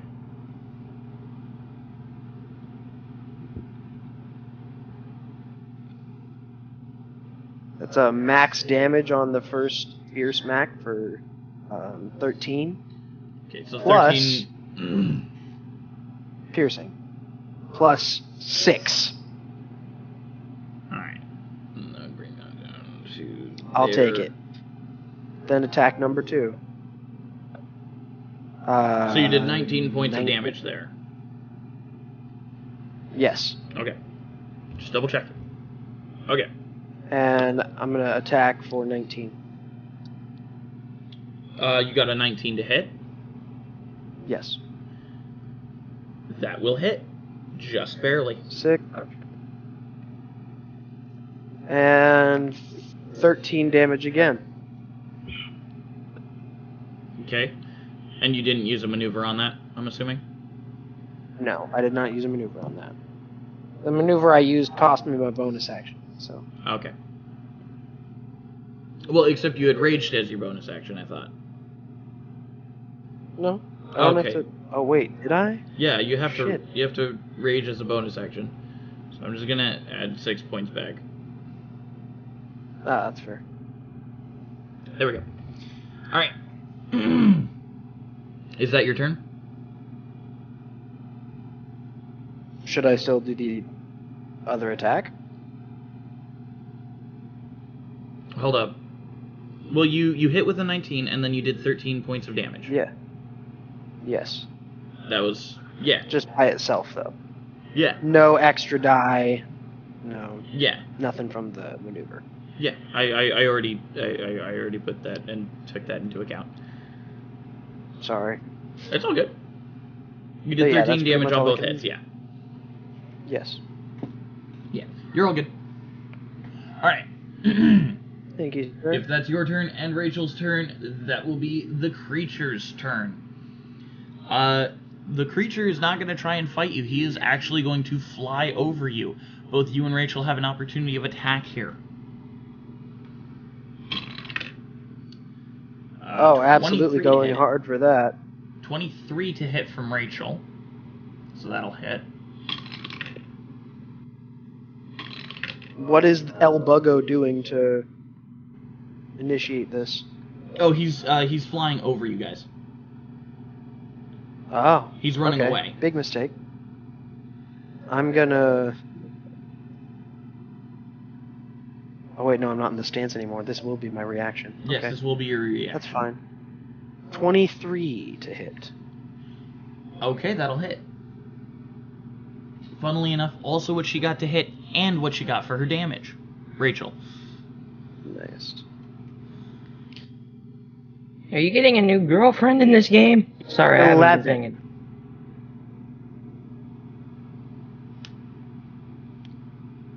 What did you get for damage? 11. 11? Alright. Alright. Mm-hmm. Yeah, so the creature is going to use its action to dash away from this situation, and it is fast. It zooms away down the stairs, and you hear the creaking and slamming of wood as the door breaks.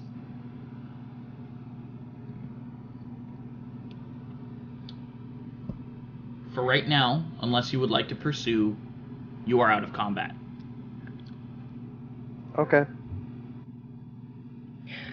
I'm sorry, what did I miss? Is the creepy other mother goblin lady alive? As you look to where the creature was standing, you see that her chest has literally been torn open, and she's missing one of her arms. Damn, okay. I search her body for the purse where she stored all of her money. Make an investigation check.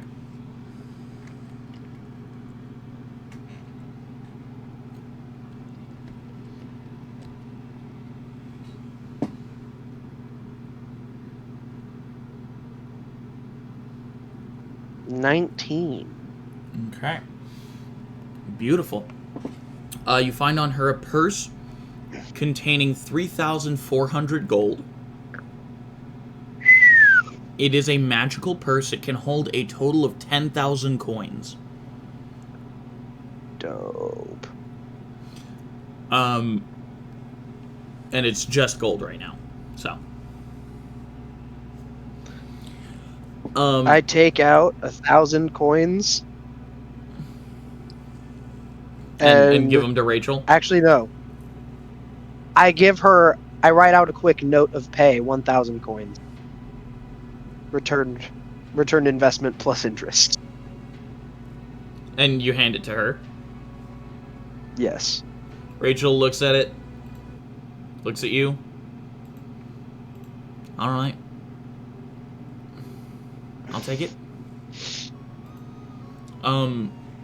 As you search her body, you also find a monocle. Along with monocle, you say? Along with 2 rings on her person. Dibs. Right. Do the rings appear magical in any sort of way? Make an Arcana check. Oh, shit. I just had to go asking questions. 17. That's actually not bad. Only one of them seems to be innately arcane. The other one seems mundane. Okay. Gotcha. I'll say with a 17, the monocle also seems to be arcane in nature. Okay. Just because of tiny little etched runes around the edge of the monocle. Dope. So, Leopold is just going to take the other things and...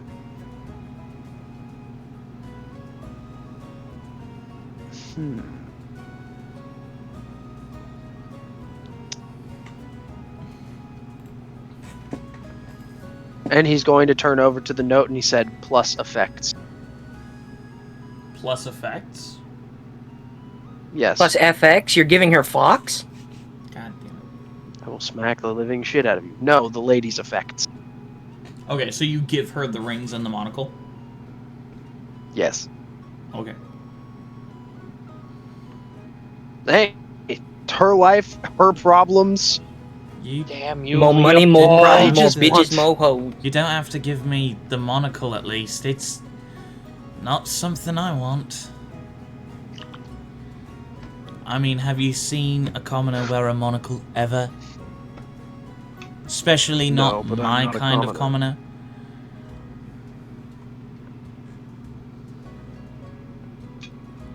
Look, I'm a street rat. This is the You DM don't telling you seem like a take- particularly bad kind of person.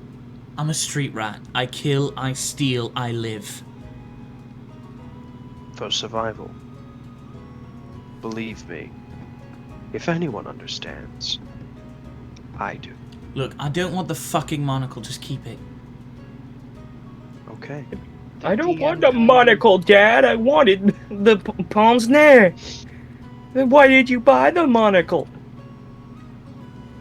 I'm sorry, I'm living out a weird reenactment in my head. Keep going. Yeah. So, I'll say now with the danger past, but a dead proprietress in front of you, what do you do?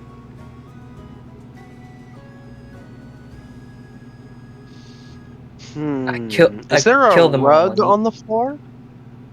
No, there is not. Better. It is a wooden floor. I just look over, grab an end. Alright, but first, I'm gonna clean this shit up. She snaps her fingers and casts prestidigitation to clean the blood up off the floor. Arcane trickster. Nice. As she helps you pick up and move the body that is now eviscerated, she takes you to what she calls the disposal ground. It is a pig pen.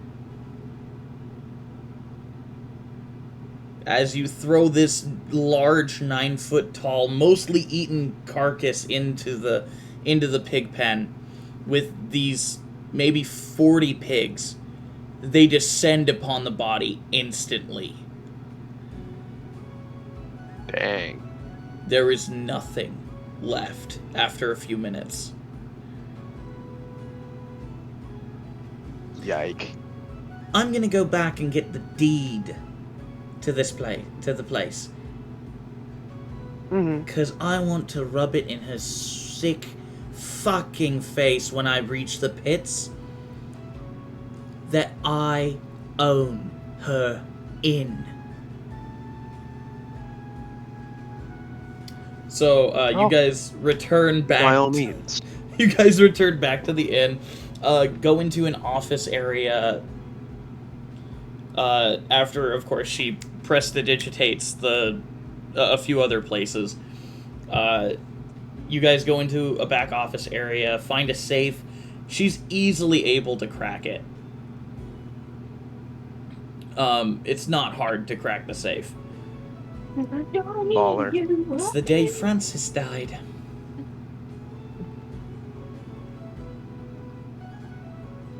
And she takes out the deed. No, I'm not even sorry. She takes out the deed, stamps it with the stamp that was in the safe on the seller side of it, and then she signs her name on the new owner side. Amount. Awesome. What do you think a good amount for this shithole is?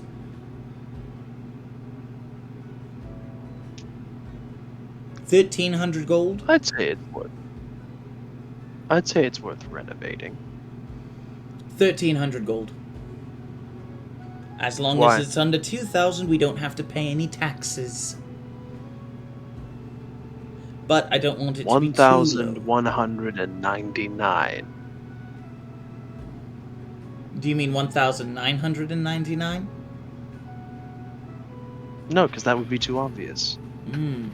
So 1,399. That works. And I'm back. She writes down the amount that it was sold for. All right. And then puts it back in the safe, and throws a series of levers and inputs a new code to the safe. Dope. If you would like to look at the code, you can. She's not being sneaky about it. Fuck it, why not?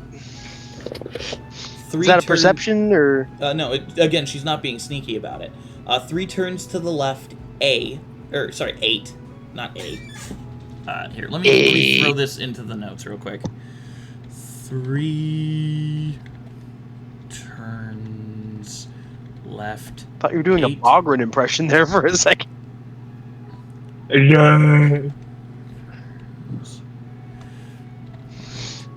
Anyways.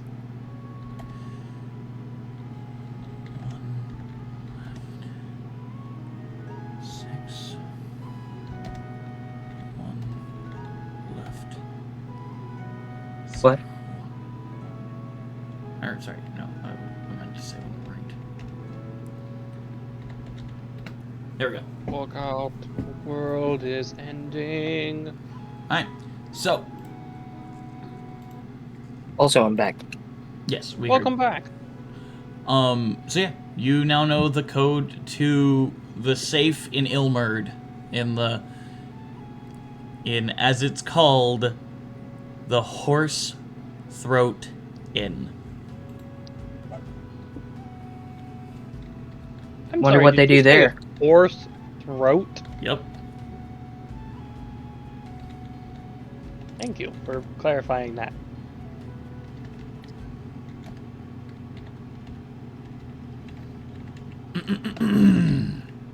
Who's here? It's me. Oh. Oh. Cleric. It's Cleric. Cleric in the chat. Yeah. Muted, but he's here. So yeah, the Horse Throat Inn. And not like the animal horse either. It's as in you have a horse throat and you can't talk very well. I mean, what that tongue do though? She also does write down on the deed. Or actually, You know, I don't think I actually ever got your name. Leopold. Alright then, Leopold. You are now a co-owner of the Horse Throat Inn. Well, the first thing we do with this place is put a stable on the side. You're very right. Also find a proprietor.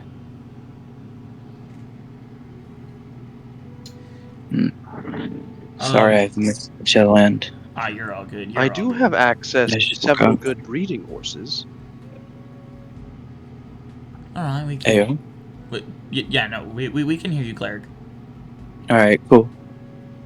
Yeah, you're all good, man. You don't gotta worry about it none. Alright. Somebody, I apologize for interrupting you. Somebody please explain the situation to me. You don't have to say it out loud, you can type it. Yeah, so if someone could please type that to Cleric, that would be nice. Someone. It doesn't have to be you, Lemmy. It can be anyone in the chat. So Leopold, Yes. she writes down your name in co-owner. Dope. And rolls it up and throws it in the safe and locks the safe. Okay. Alright. There we go. Now I own all of her personal effects. I think I'm paid in full. Wondrous.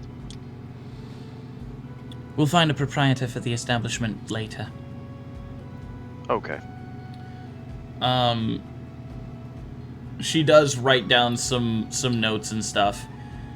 First off, though, let's get some sleep. Sleep with her. You can go Bruh, back to you the... know the backstory. Don't make jokes like that. You can make... Well, you it's can go clear to back. me that Leopold hasn't bust a nut in a while. Maybe it'll help you. The only thing that will help Leopold bust a nut is vengeance. I'll bust Thank a you. nut. You know me so well. I'll bust a nut on Corbane. I am Leopold. So, Leopold, as you go back to sleep, Oh, fuck. she stays in the office and says she's gonna sleep there. If you want to go back to the room, you can. But yeah, you get a much better night's sleep knowing that you're no longer in danger of getting stabbed in your sleep by a Brugner. Beautiful. Or getting eaten by an insectoid. I'd rather not try and deal with that. The only person I want to fuck is Corbane. Fuck up. I mean, fuck up. Anyways, yeah. So you With this spanner you wrench. get a good night's sleep. For those of you who stayed back at Leopold while Leopold's off on his grand adventure, Cleric, the entire day has basically been you and Agatha. You have been watching the setup for the festival as you go from the season of the stepping leaf into the season of the scorching sun. Oh, we have names for the seasons now. I have names for those two. Wait, huh? I have names for those 2 seasons. I need to come up with names for the other. I don't know, the season of 2. scorching, and the season, well, okay, what are the seasons you have now? I have spring and summer. Spring and summer, so... Season of the stepping leaf. Wait, tell me the season names again? The season of the stepping leaf and the season of the scorching sun. Signifying you could have, spring like, and the summer. winter one be, like, the season of the frozen tundra.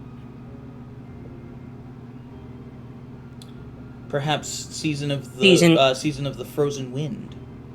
The season of That's the a good snow's one. bite, like, shivered. I was gonna say frostbite, but that's already a thing. So I'm gonna say fall is probably the season of the falling leaf. And then winter is the season of the frozen wind. Yeah, I like that. Alright, there we go. We got all 4 seasons. I'm gonna write them down in notes back for you guys. Back to the whatchamacallit. So, yeah, there's I do apologize again. As I've said, I have just woken up. You're fine. So, yeah, there is a festival going on, and there are people, bustling crowds. You and Agatha have been walking around the city, just watching it. You see the new addition to the party, Franklin D. Frankenstein, rocking out with a band that now calls themselves the Frankensteins. God damn it.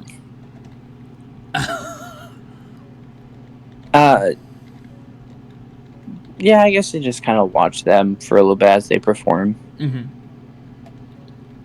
I would assume that eventually my 2 other siblings would accompany me. Bard is accompanying you along. Actually, Rogue is gone. You don't know where she is.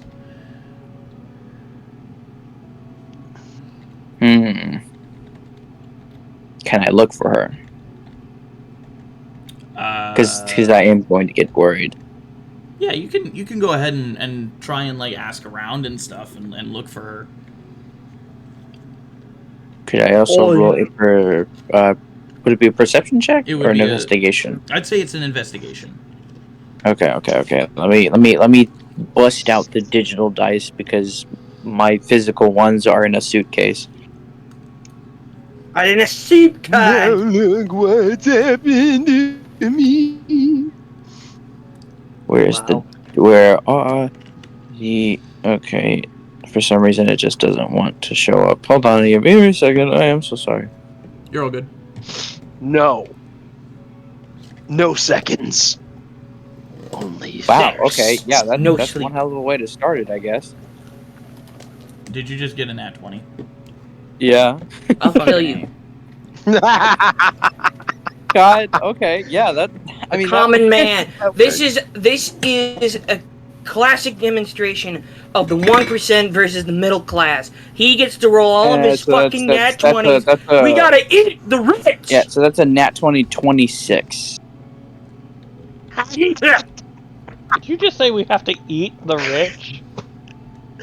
Well, yeah, they'd be the most marbled with that. Yeah, but that's the muscle you really want. True. The Yeah, but fattest even a great Wagyu steak is great fat marbling. Yes. Okay, back to the subject at hand. 26. What are my hands? Alright, so nat 20 for a 26? Yes. Alright. I just put the seasons up in notes for you guys. Oh, heck yeah. Thank you. So natural 20 for 26. Mhm. Yeah, you're investigating. You're moving through the city, You're asking Oh, around, God. and you come upon an alleyway where you do find Rogue. She's talking with Arnold, actually. She's talking to a guy with an Irish brogue. I'm going to kind of motion for both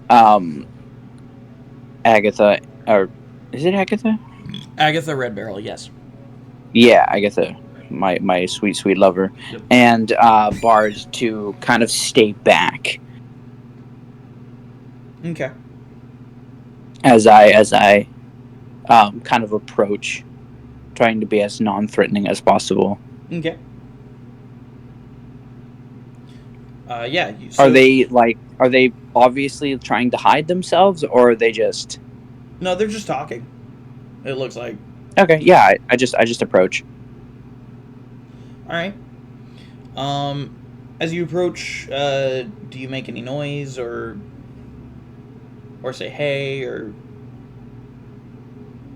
Well, I'm just gonna kind of be like as noticeable as possible, Okay. without making too much of a ruckus. Just like kind of like not hide myself. Okay. You're walking up, but you're not saying anything.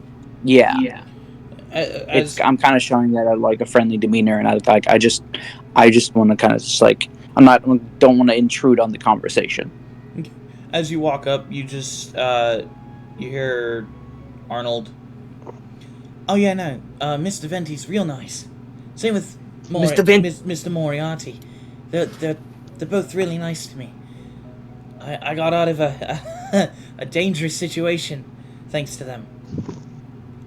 I'm real happy. I need your boats, your clothes, and your motorcycle. You just see Rogue listening intently to Arnold's story. Yeah, Mr. Venti, apparently he killed Big Dervin. I don't really know why you'd be asking for Big Dervin, but he's dead now, so don't really matter. Sorry, I talked a really long time about that. Then I became I'm the gonna governor walk of up California. to I'm gonna walk up to Rogue, and I assume instead of just talking normally, she uses a form of sign Get the language. limo. Yeah, she basically uses a form of sign language that... Yeah, I'm basically gonna sign, like, what do you, like, I kind of look at Rogue and be like, first of all, let me know next time where you're going. I was worried all day. Second of all, what are you looking for? Maybe I can help. She says, sorry, I didn't think to mention it because it didn't seem like a big deal. I'm usually walking around Your on my own, so... is a big deal. As for what I'm looking for, it's nothing. It's not very important. Just wanted to talk to someone who knew Wizard. You can see Clara kind of like look down.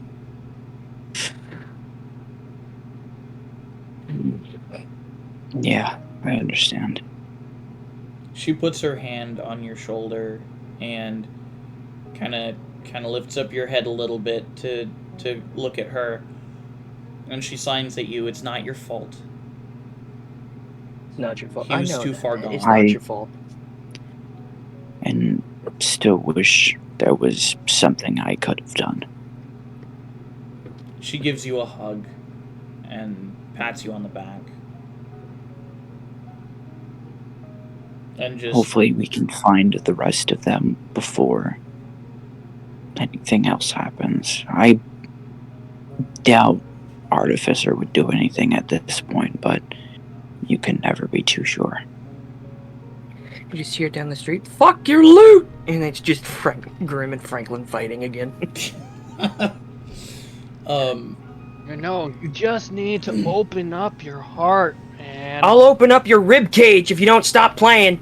I'm gonna turn towards them in the Stop alleyway. arguing and let's have a drink over this, okay? Okay, so I can't hear them, right? I'd say everyone in the square can hear them. Yeah, I'm just gonna like turn towards Rogue and be like, can you hold on for a second? She gives Quick you a question nod. for your DM. Yes. Is like is a bunch of people in the crowd been like, why is he getting all up in Franklin's face? Franklin's Um, nothing but kind. Okay. As I approach, can I do a perception check real quick to see if I can find like some like eggs that are maybe like cooked? You're trying to bait Make me with a eggs. perception check. Okay. Rolling perception check. Get That's- egged. I'm getting jabagged. I'm getting jabagged. You're Jabated? getting. That's a You're about to 27. get yoked. I'm getting yoked. Find, It's just a That's- yolk, my guy. You find some cooked eggs. You do. Yeah, It's a I'm small gonna set grab- of breakfast I'm gonna food grab- for dinner. Motherfucker. I'm gonna grab all of them, place down how much ever gold it would cost. For And- all of the eggs they have? Mhm. Or at least all God the cooked damn ones they you. have? Mhm. I'd say Everything. it would probably be about 15 gold. Okay. Yeah, I got plenty. So yeah, I approach Grim and I go, "Hey. Look up Why here. do you have a giant plate full I of will eggs?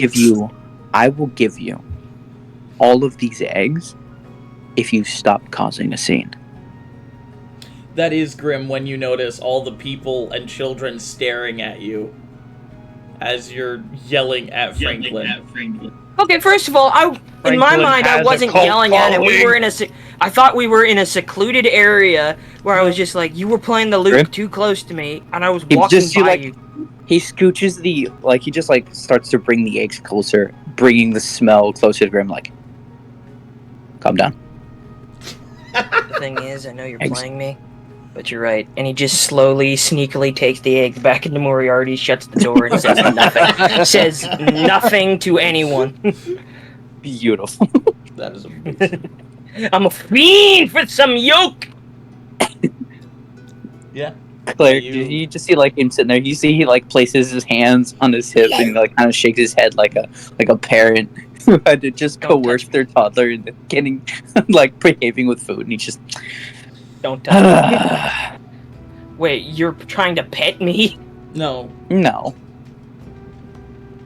As he turns towards Franklin and he just goes, "I'm so sorry." I'm not. No He gets a big bit deal, man. he gets a Just- bit cranky when he's hungry. You motherfucker. I can't believe. Everyone gets cranky when they're hungry. I'm not cranky, No I'm worries, cantankerous. There's a I'm- difference. I am all about just, regardless of what anybody else does, man, peace, love, and positivity. Oh, Man, another you thing. actually make me want to punch you. Franklin. Yes. Don't take this the wrong way, but you might want to tone that down a bit. I'll get through that metal exterior of yours one of these days. No, you won't. There's nothing but a furnace and a core of pure magic. Yeah, I wouldn't And even a bother trying violence to that make I friends with the cannot robots I should. satiate. Technically a core of pure anti-magic, but yeah. How about You know, Don't patronize me. obviously it's quite magical because you got a woman over there and she's a fine woman and she obviously cares a lot about you. That tells Okay. me there's a heart under there that I can get to. I'll kill. Oh, Okay, I'll kill him. here's the thing, Franklin. Let me kill him, please. Just That let me. was my attempt at what's the word? Bonding. Being Sarcasm? civil. Oh. That too. When did you get here? She's been next to you Huh? the whole time. Yeah, he did. I love. He's like he may have like a giant perception, but somehow she can just get through that. Well, she's got 9 inches of deception, man. God, shut. Hey, you started the joke. I'm No. just adding to it. I know. So don't get mad at me. Get mad at the How- world lord over there. I don't understand how you even do that. Like, not even Rogue is able to. How do you do that? Don't know what you're 9 talking about. inches. He kisses his own forehead. Anyways, A Franklin. dick of invisibility in her pocket. Uh, A vibrator of I'm invisibility. attempting at what she said. Well, I don't know. I do have a soft spot, but As Franklin will set a hand on Cleric's shoulder and just said, I know, man, you gotta put up this hard exterior so that nobody can get to the gooey inside. he's gonna like Just set know- My his man, please hand let me where kill his him. hand is placed on his shoulder, and he's just gonna kind of like very gently, gently begin to like wrap his hands and like bring his hands like as like slowly starting to like almost crush them, but just only to enough to where it's uncomfortable. Just choking him. That's where Agatha Advent immediately. Agatha immediately has the ball in front of his face. The blob Franklin of goes in indestructibility. straight for a hug, thinking that Advent would Cleric put his wanted a hug. hand on Cleric's arm and be like, "You best watch yourself, machine." Oh yeah, that's right. Advent And does you, much care for my friend, Warforged. Don't call me friend. trust me. I don't mean it when I say it because I don't know you quite yet. And I don't like you. Franklin is hugging He doesn't like Cleric's. And Cleric is fully aware of this, and he's not doing anything. He's also loosened his grip on the dude, whatever. you. Once Wait, he Claire. loses the grip, On Advent will let Franklin's go. hand. Yeah, he's letting Franklin hug him right now, and he's just looking at is it Advin? Yep. Yeah, once his grip loosens, Advent will let go, but he's kind of just at that point going back Listen. to the corner. He was the Even one if chilling you- out watching, but he's even mainly if- keeping his eye watching on Cleric. Yeah, no, but he's still talking to Advin. Cookie, I just thought of the thing from Star Wars. It's just Let I'm the fucking weird creature, and it's Let- just like let he Cleric doesn't like you. hold his. As, What did oh, you by the say, way, Cleric? another Okay, thing. guys. Since One at a Avin time. Kari, hold on, Avin Kari, did you walk away already? He walked to the wall, but he was still being earshot. Okay, he holds on to Franklin as if he was a toddler, like Do as I he's even still weigh hugging anything to you? him, and he approaches. Franklin I- is just wholeheartedly just hugging. Cleric. He's With literally this- just carrying him like he would with a toddler. He's just, yes, this is my child now. As he Not walks he has another another one. Not another Listen. one. Oh, what are you I- trying to do? you see, he takes a deep breath and he goes, I don't know you 100% yet. And I hope that your malice or paranoia towards me hopefully subsides at one point. But if it doesn't, and that becomes a problem,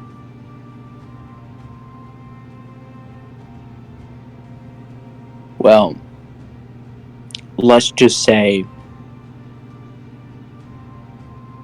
Don't hurt any of the people here, and we won't have a problem. okay, I see. So you misunderstand my intentions.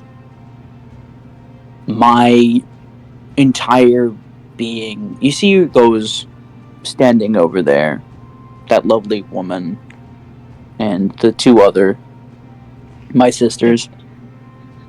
And the douchebag eating eggs. And I over want there. you to look around at everyone else here. These are the people I protect. And I may not look like it, but I can crush a man's skull easily in the palm of my hands. It's true. We saw him do it. Grim, you're in Moriarty's. Yeah. I I'm know. making myself heard. Don't worry about it. I am very well aware what you And he points towards you, Rogue, and Bard, very well aware what you things are capable of. And that's why I'm on No, paranoia. no, you don't know what I'm capable of.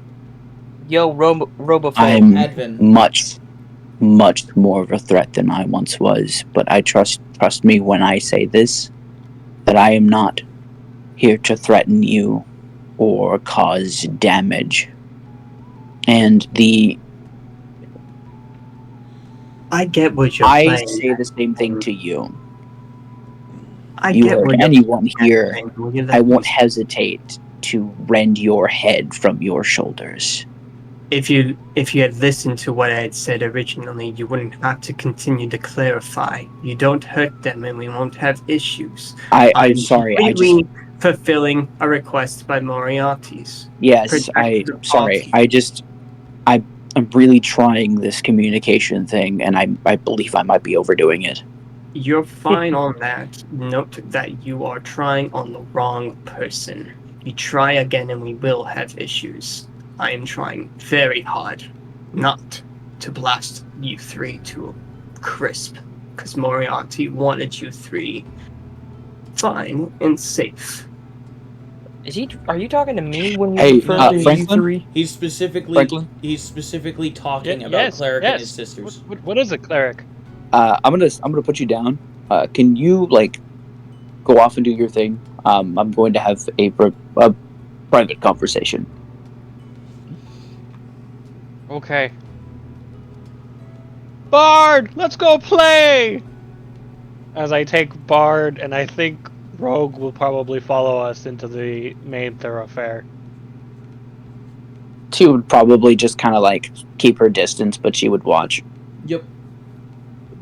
The cleric is going to now turn his attention back to Avankari. I go,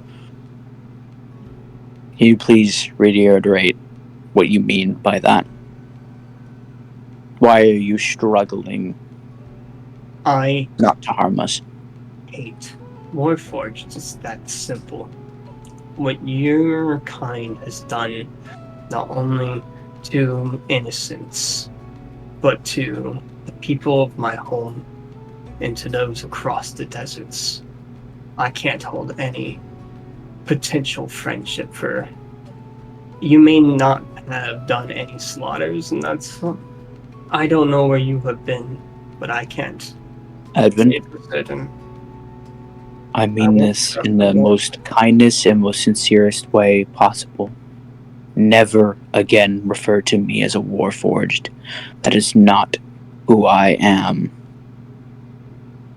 If it walks like one, it smells like one, and it acts like one, then it He's must just gonna lean slightly closer. Can I sneak out and put a gun to the get back of his head? closer, No. and we're going to have to find out You're what you're eating their really eggs. I You best understand that the majority of them We'll continue this were made conversation. for war, Step back. but me and my siblings are not made like that. As Advin it is not seeing Cleric step back as he's been telling him step back. He's starting to make some schematic, not schematic, but you know what I mean, somatic hand signs. Right. As back off. Advin, I need you to roll a wisdom saving throw for me. Of course.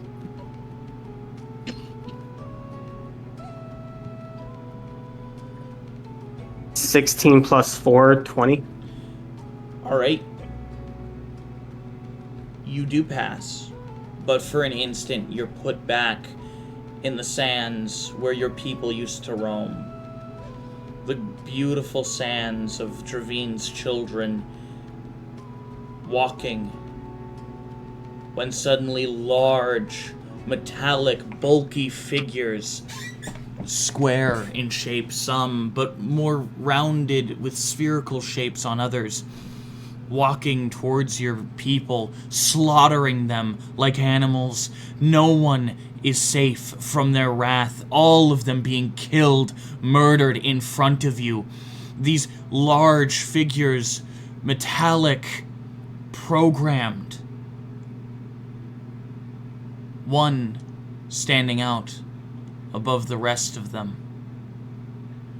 Large blades extending from compartments that are held within their body. 2 large barrels extending from his arm as projectiles are launched from it. A singular glowing red iris staring directly at you.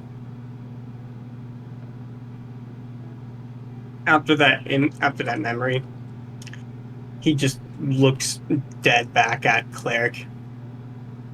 Just the purest form of just like this hatred for them. Just looking at him. Step back. Last question. warning. One more thing. What race is Advinkari? He's He's Dragonborn. Dragonborn? He's He is Dragonborn. Dragon, yeah. He's Dragonborn. He's a green Dragonborn. You see, he just kind of stops for a second and looks at you.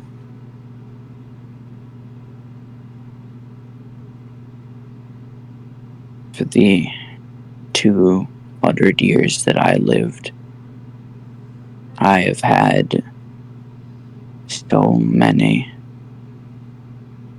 throw rocks, scream obscenities at me, and I didn't know why. I didn't understand. People were violent towards me, tore the clothes off of my body simply because I was what I was to them. The last thing I want for that to happen again. And I'm sorry that I'm causing you this distress. As he kind of slowly, puts himself at a distance, he's like, I still have the instincts to fight back, because that is all I knew to do. Everyone was so violent towards me, and all I wanted was to live and just exist.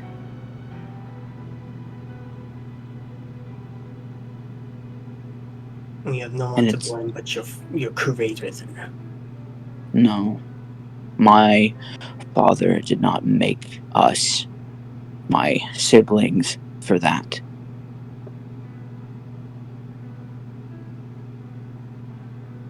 My father was a It's kind nonetheless. man.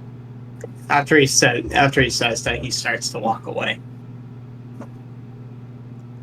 But I have Then- overheard this conversation. No, you didn't. You were in Moriarty's shop eating your giant plate of eggs. Advin, There's a lot Come of on, can I fucking get a eggs. cool moment here? No. One There's a lot second, of fucking please. eggs. You're the one who went into Moriarty's shop to go eat eggs. You know, He took the eggs. this is an example of the bourgeoisie getting fucking cuckolded. I got my cool moment ripped away. I'm kidding. Yeah, so before as he starts walking away, he goes, Advin, please, one more second of your time. What? I understand your hatred for those who are like me, and I will try my best to show you that not all of us are like that.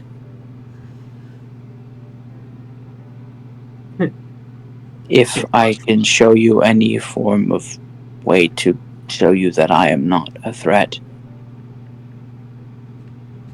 All I know is this kind of chuckle bit. Like I said, and kind of, good luck then. And continues to walk away, lighting his cigar. And as he exhales, one of the smokes just kind of waves goodbye. I'll see you tomorrow morning when we depart. Sure thing. You can see he looks at his arm, and you can see what would be like an old dent that cleric never could seem to get rid of.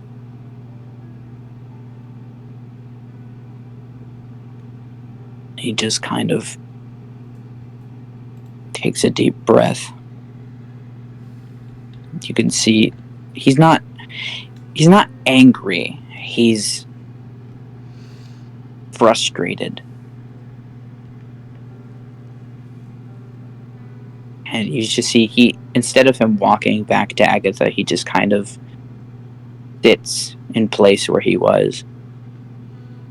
As he takes, I'm assuming he already had the ball with him. Probably. I mean, Agatha has handed it to you earlier. He doesn't squeeze it. You can see he kind of holds it with both his hands as he places it against his head.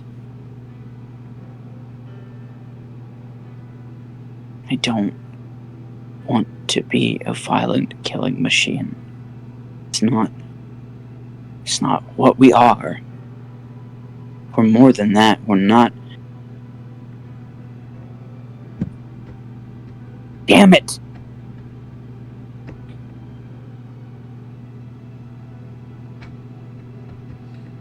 And he just kind of sits there. As you sit there, cleric, you feel a warmth you haven't felt since you pushed away a month, 2 months before. The warmth of your father reaching out, trying to comfort you.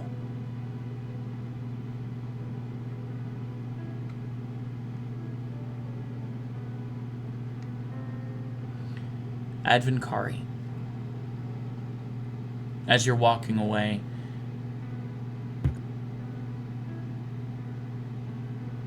you feel that familiar presence from within push at you a little. And only to you, a figure appears.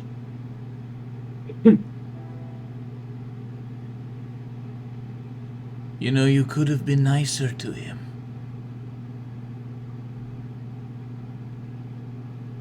What does the machine care for? It's not like it has feelings. Some would say the same about us night beasts. What are you getting at, Yoren? I am simply just saying, I can understand where he is coming from. He does not wish to be what he is. I do not wish to be forced to consume souls in order to live. I wish that there were another way, but that is the way the Moon Mother made me. And my siblings. Perhaps look at him next time. It's not that simple, and you know it. I have seen a lot of what you have gone through. I have felt your distress, your hatred, your anger. And most of all, your fear. That was not hate I felt when you looked at him. It was fear. As Yoren will dissipate from your vision. Oh, so night beasts can talk. They just don't talk to me. I really hate him. Maybe you haven't been night beastie enough. Long enough. Been this way for 13 years. Just consuming too many eggs, you know? I mean, Advinkari has been a stalker for over 600 years. So... Yes, he knows a thing or two, because he's seen a thing or two. We are farmer. At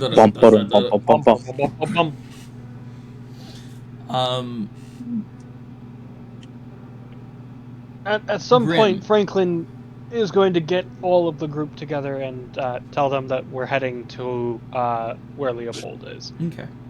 We're going to fucking Dash? Have you not heard the slogan? Don't fuck with Dash.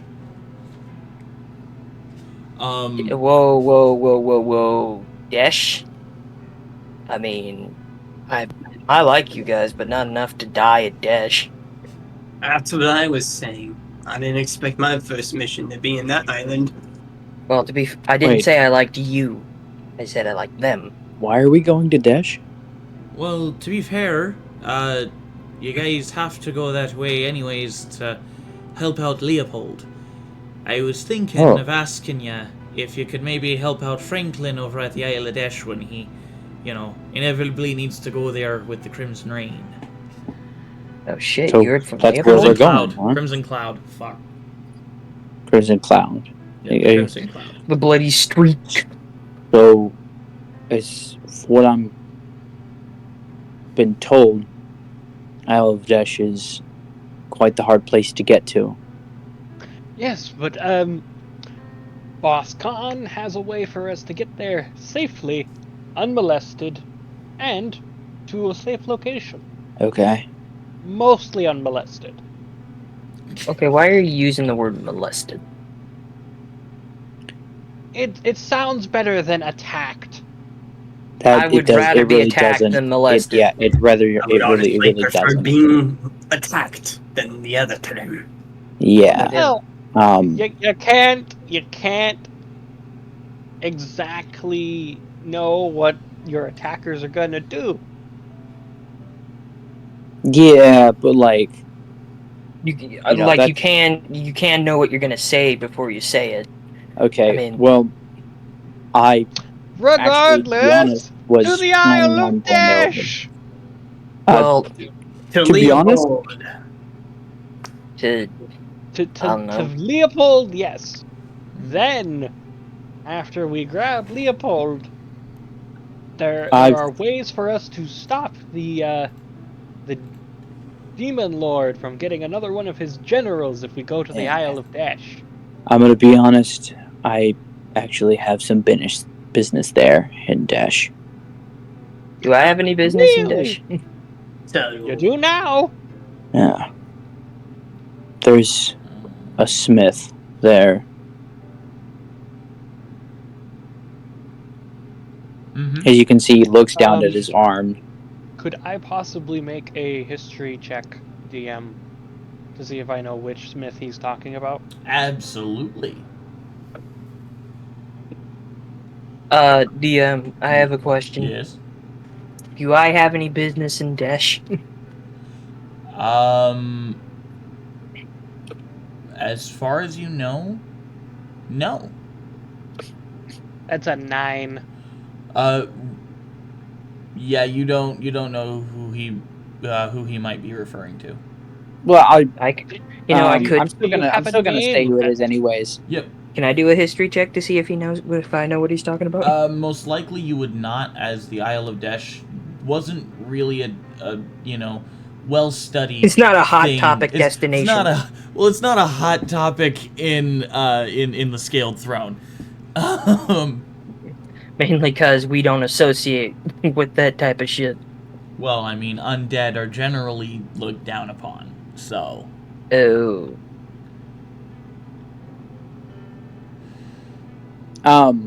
Yeah, so Cleric's going to explain it anyways.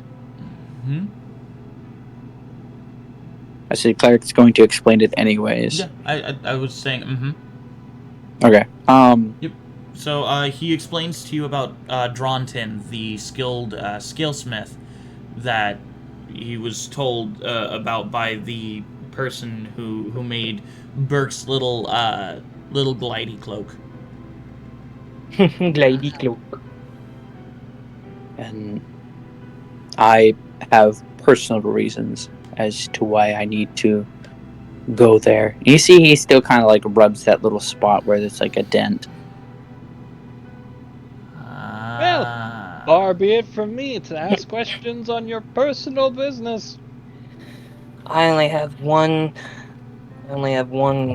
stipulation, as I am a free agent at the moment.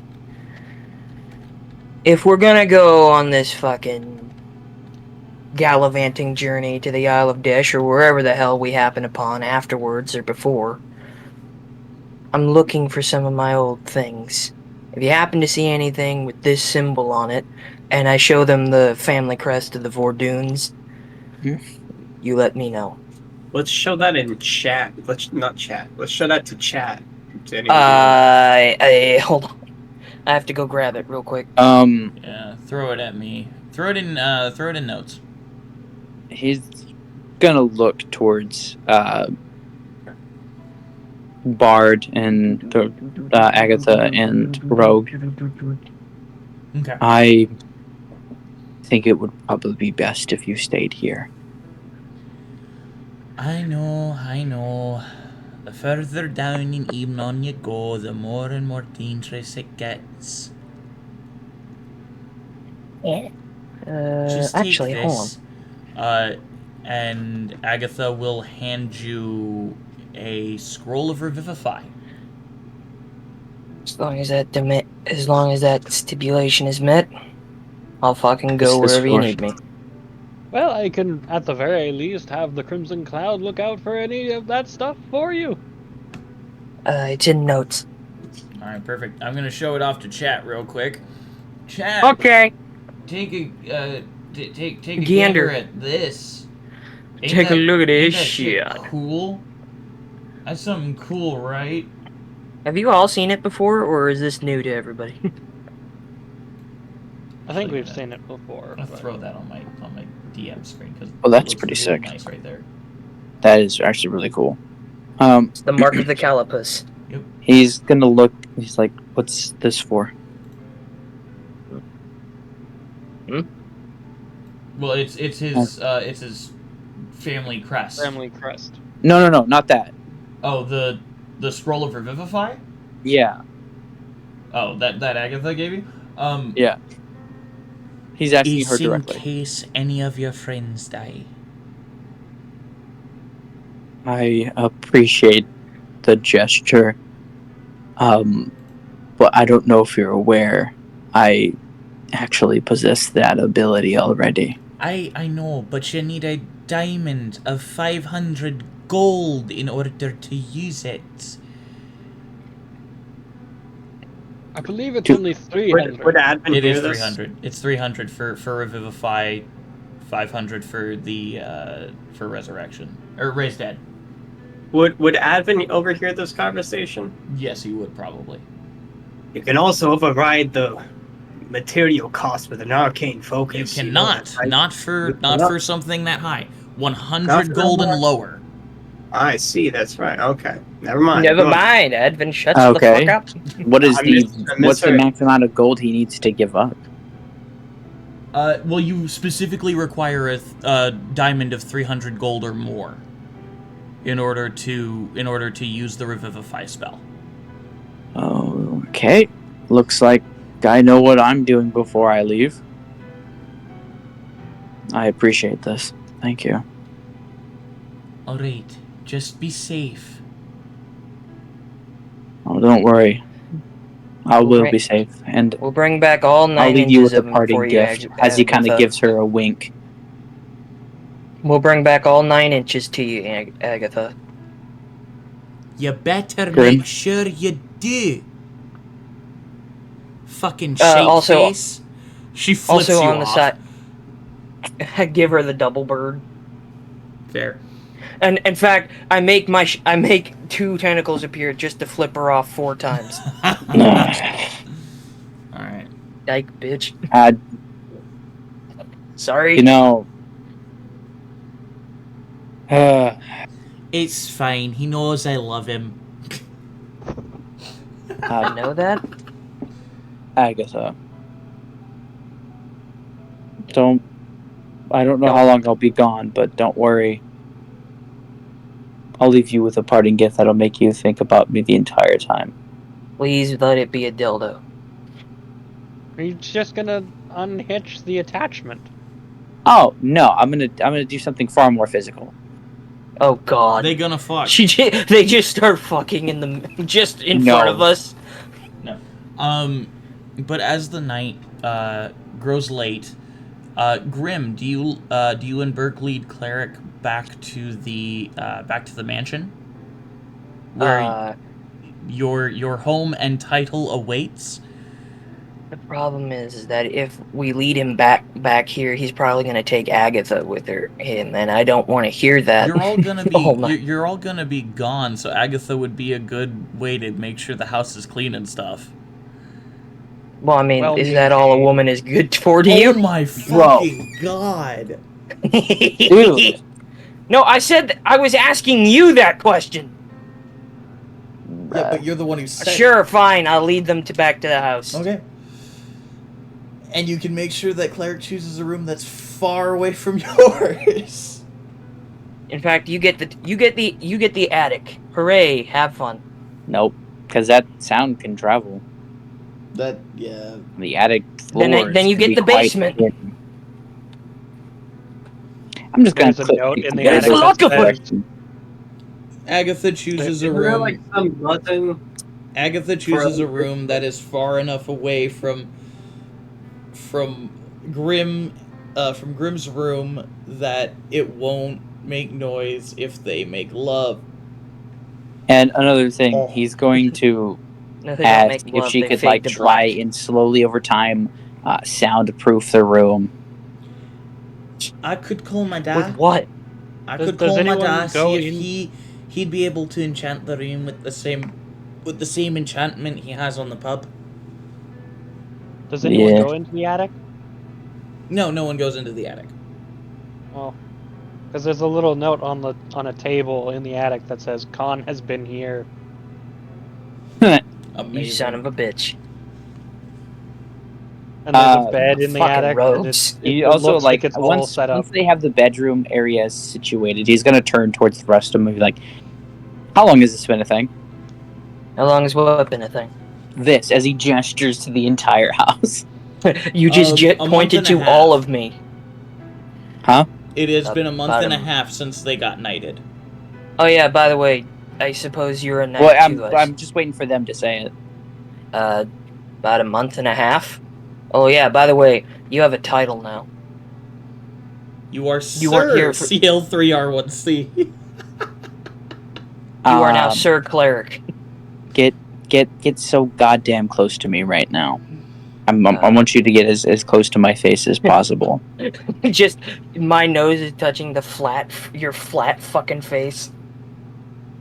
The next time you withhold information like that, I'm gonna slap you silly.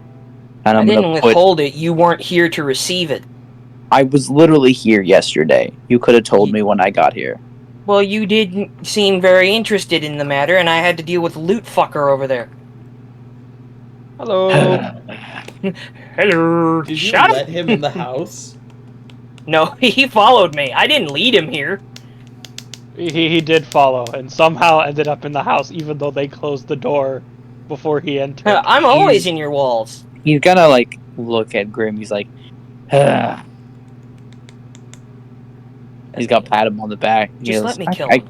I can can't. make it quick. I can make it I clean. can't. I do I'm this sorry. for a living. I can't. No, I can't. Listen. I can't have my friend going and killing people. It's no problem. I do it for a living. Listen. I would feel bad. Feelings are not part of the equation for me right now. Feelings are 100% part of the equation, and also there are consequences to said actions. See, I've learned. I've been taught things, and I've been taught a lot, honestly. Weren't and I we have the a better ones who taught you that understanding of actions my have surroundings. consequences? Listen here, you little shit. Grab me by the scruff of my neck. Like a kid. After Grim, I think you're aware by now that we are indeed friends. Yes. Oh, he admitted it! What? You admitted Didn't I that not you were say that? friends with someone. I'm more acquaintances with Berg. I mean, I don't see a reason not to be friends with you. Listen, I feel like it's pretty obvious you're never gonna get rid of me. Well, I don't want to get rid of you. I want to get rid of Franklin D. Buttfuck over there. What is Who's your that? What's that? I'm about Grim? to show you. What? Grim? By the way, Grim, Mr. focus, Crawfish, Grim, I want focus. to talk to you about Grim, your tie-dye Grim. business. Grim, focus. Do you want eggs? Oh. Egg? As he like starts hovering. Okay, you're not gonna egg bait towards me with Grim's eggs. face. You're not gonna bait me with eggs. Not this time. So you don't want it? Plus, I already ate. Are you sure? Do you don't want it? You just see him quickly take it. Mine. He goes, Mine. Okay, anyways, focus on me. What is your beef with him? I don't know. He's too happy. I don't like it. Anyone that happy has something to hide. Well, can I do a perception check real quick on Franklin D. Frankenstein? Do you mean an insight? Insight. Yes, insight. You may do an insight check, yes. Okay. Franklin, if you want to, you can roll a persuasion or a deception. Don't tell us which. And what's up, Advin? Can you use the soul search to get a glimpse at least everybody's like alignment and titles? Well, I mean, yeah. Well, I mean, I can't. Are you talking to me or are you talking about Advin? Advin. He wants to use soul search. Yes, you can. Okay, cool. Franklin, what's your primary alignment again? Neutral. Neutral. Grim, what's your primary? Sorry, lawful. 24 for insight. It was lawful was my primary alignment. Oh, lawful is your primary. That's right. My primary alignment? Yes, your primary alignment, Grim. Neutral. Okay. I don't know. You don't seem pretty neutral to me. I'm neutral good. Cleric, what is your primary alignment? Chaotic neutral. Okay, so your primary alignment is chaotic. Got it. I will say, Advin, something strange about Franklin happens when you use the soul search ability. You cannot see his titles. You can see he has them, but you assume that some sort of object is blocking most divination magics. Alright. Well, he's hiding the body language of, like, curiosity and anything. He's mainly trying to hide his body language. Wait, does that mean Advin can see our titles too? Yes, he can see your titles. Cleric, what did you get on your insight check against Franklin D. Frankenstein? He was either a 24 or a 25. What? Oh, okay. And Franklin, what did you get on your roll? Knock it off! 16. What? No! 16. Okay. You can... So, Cleric, you can tell by Franklin's body language that he is very much trying to hide something.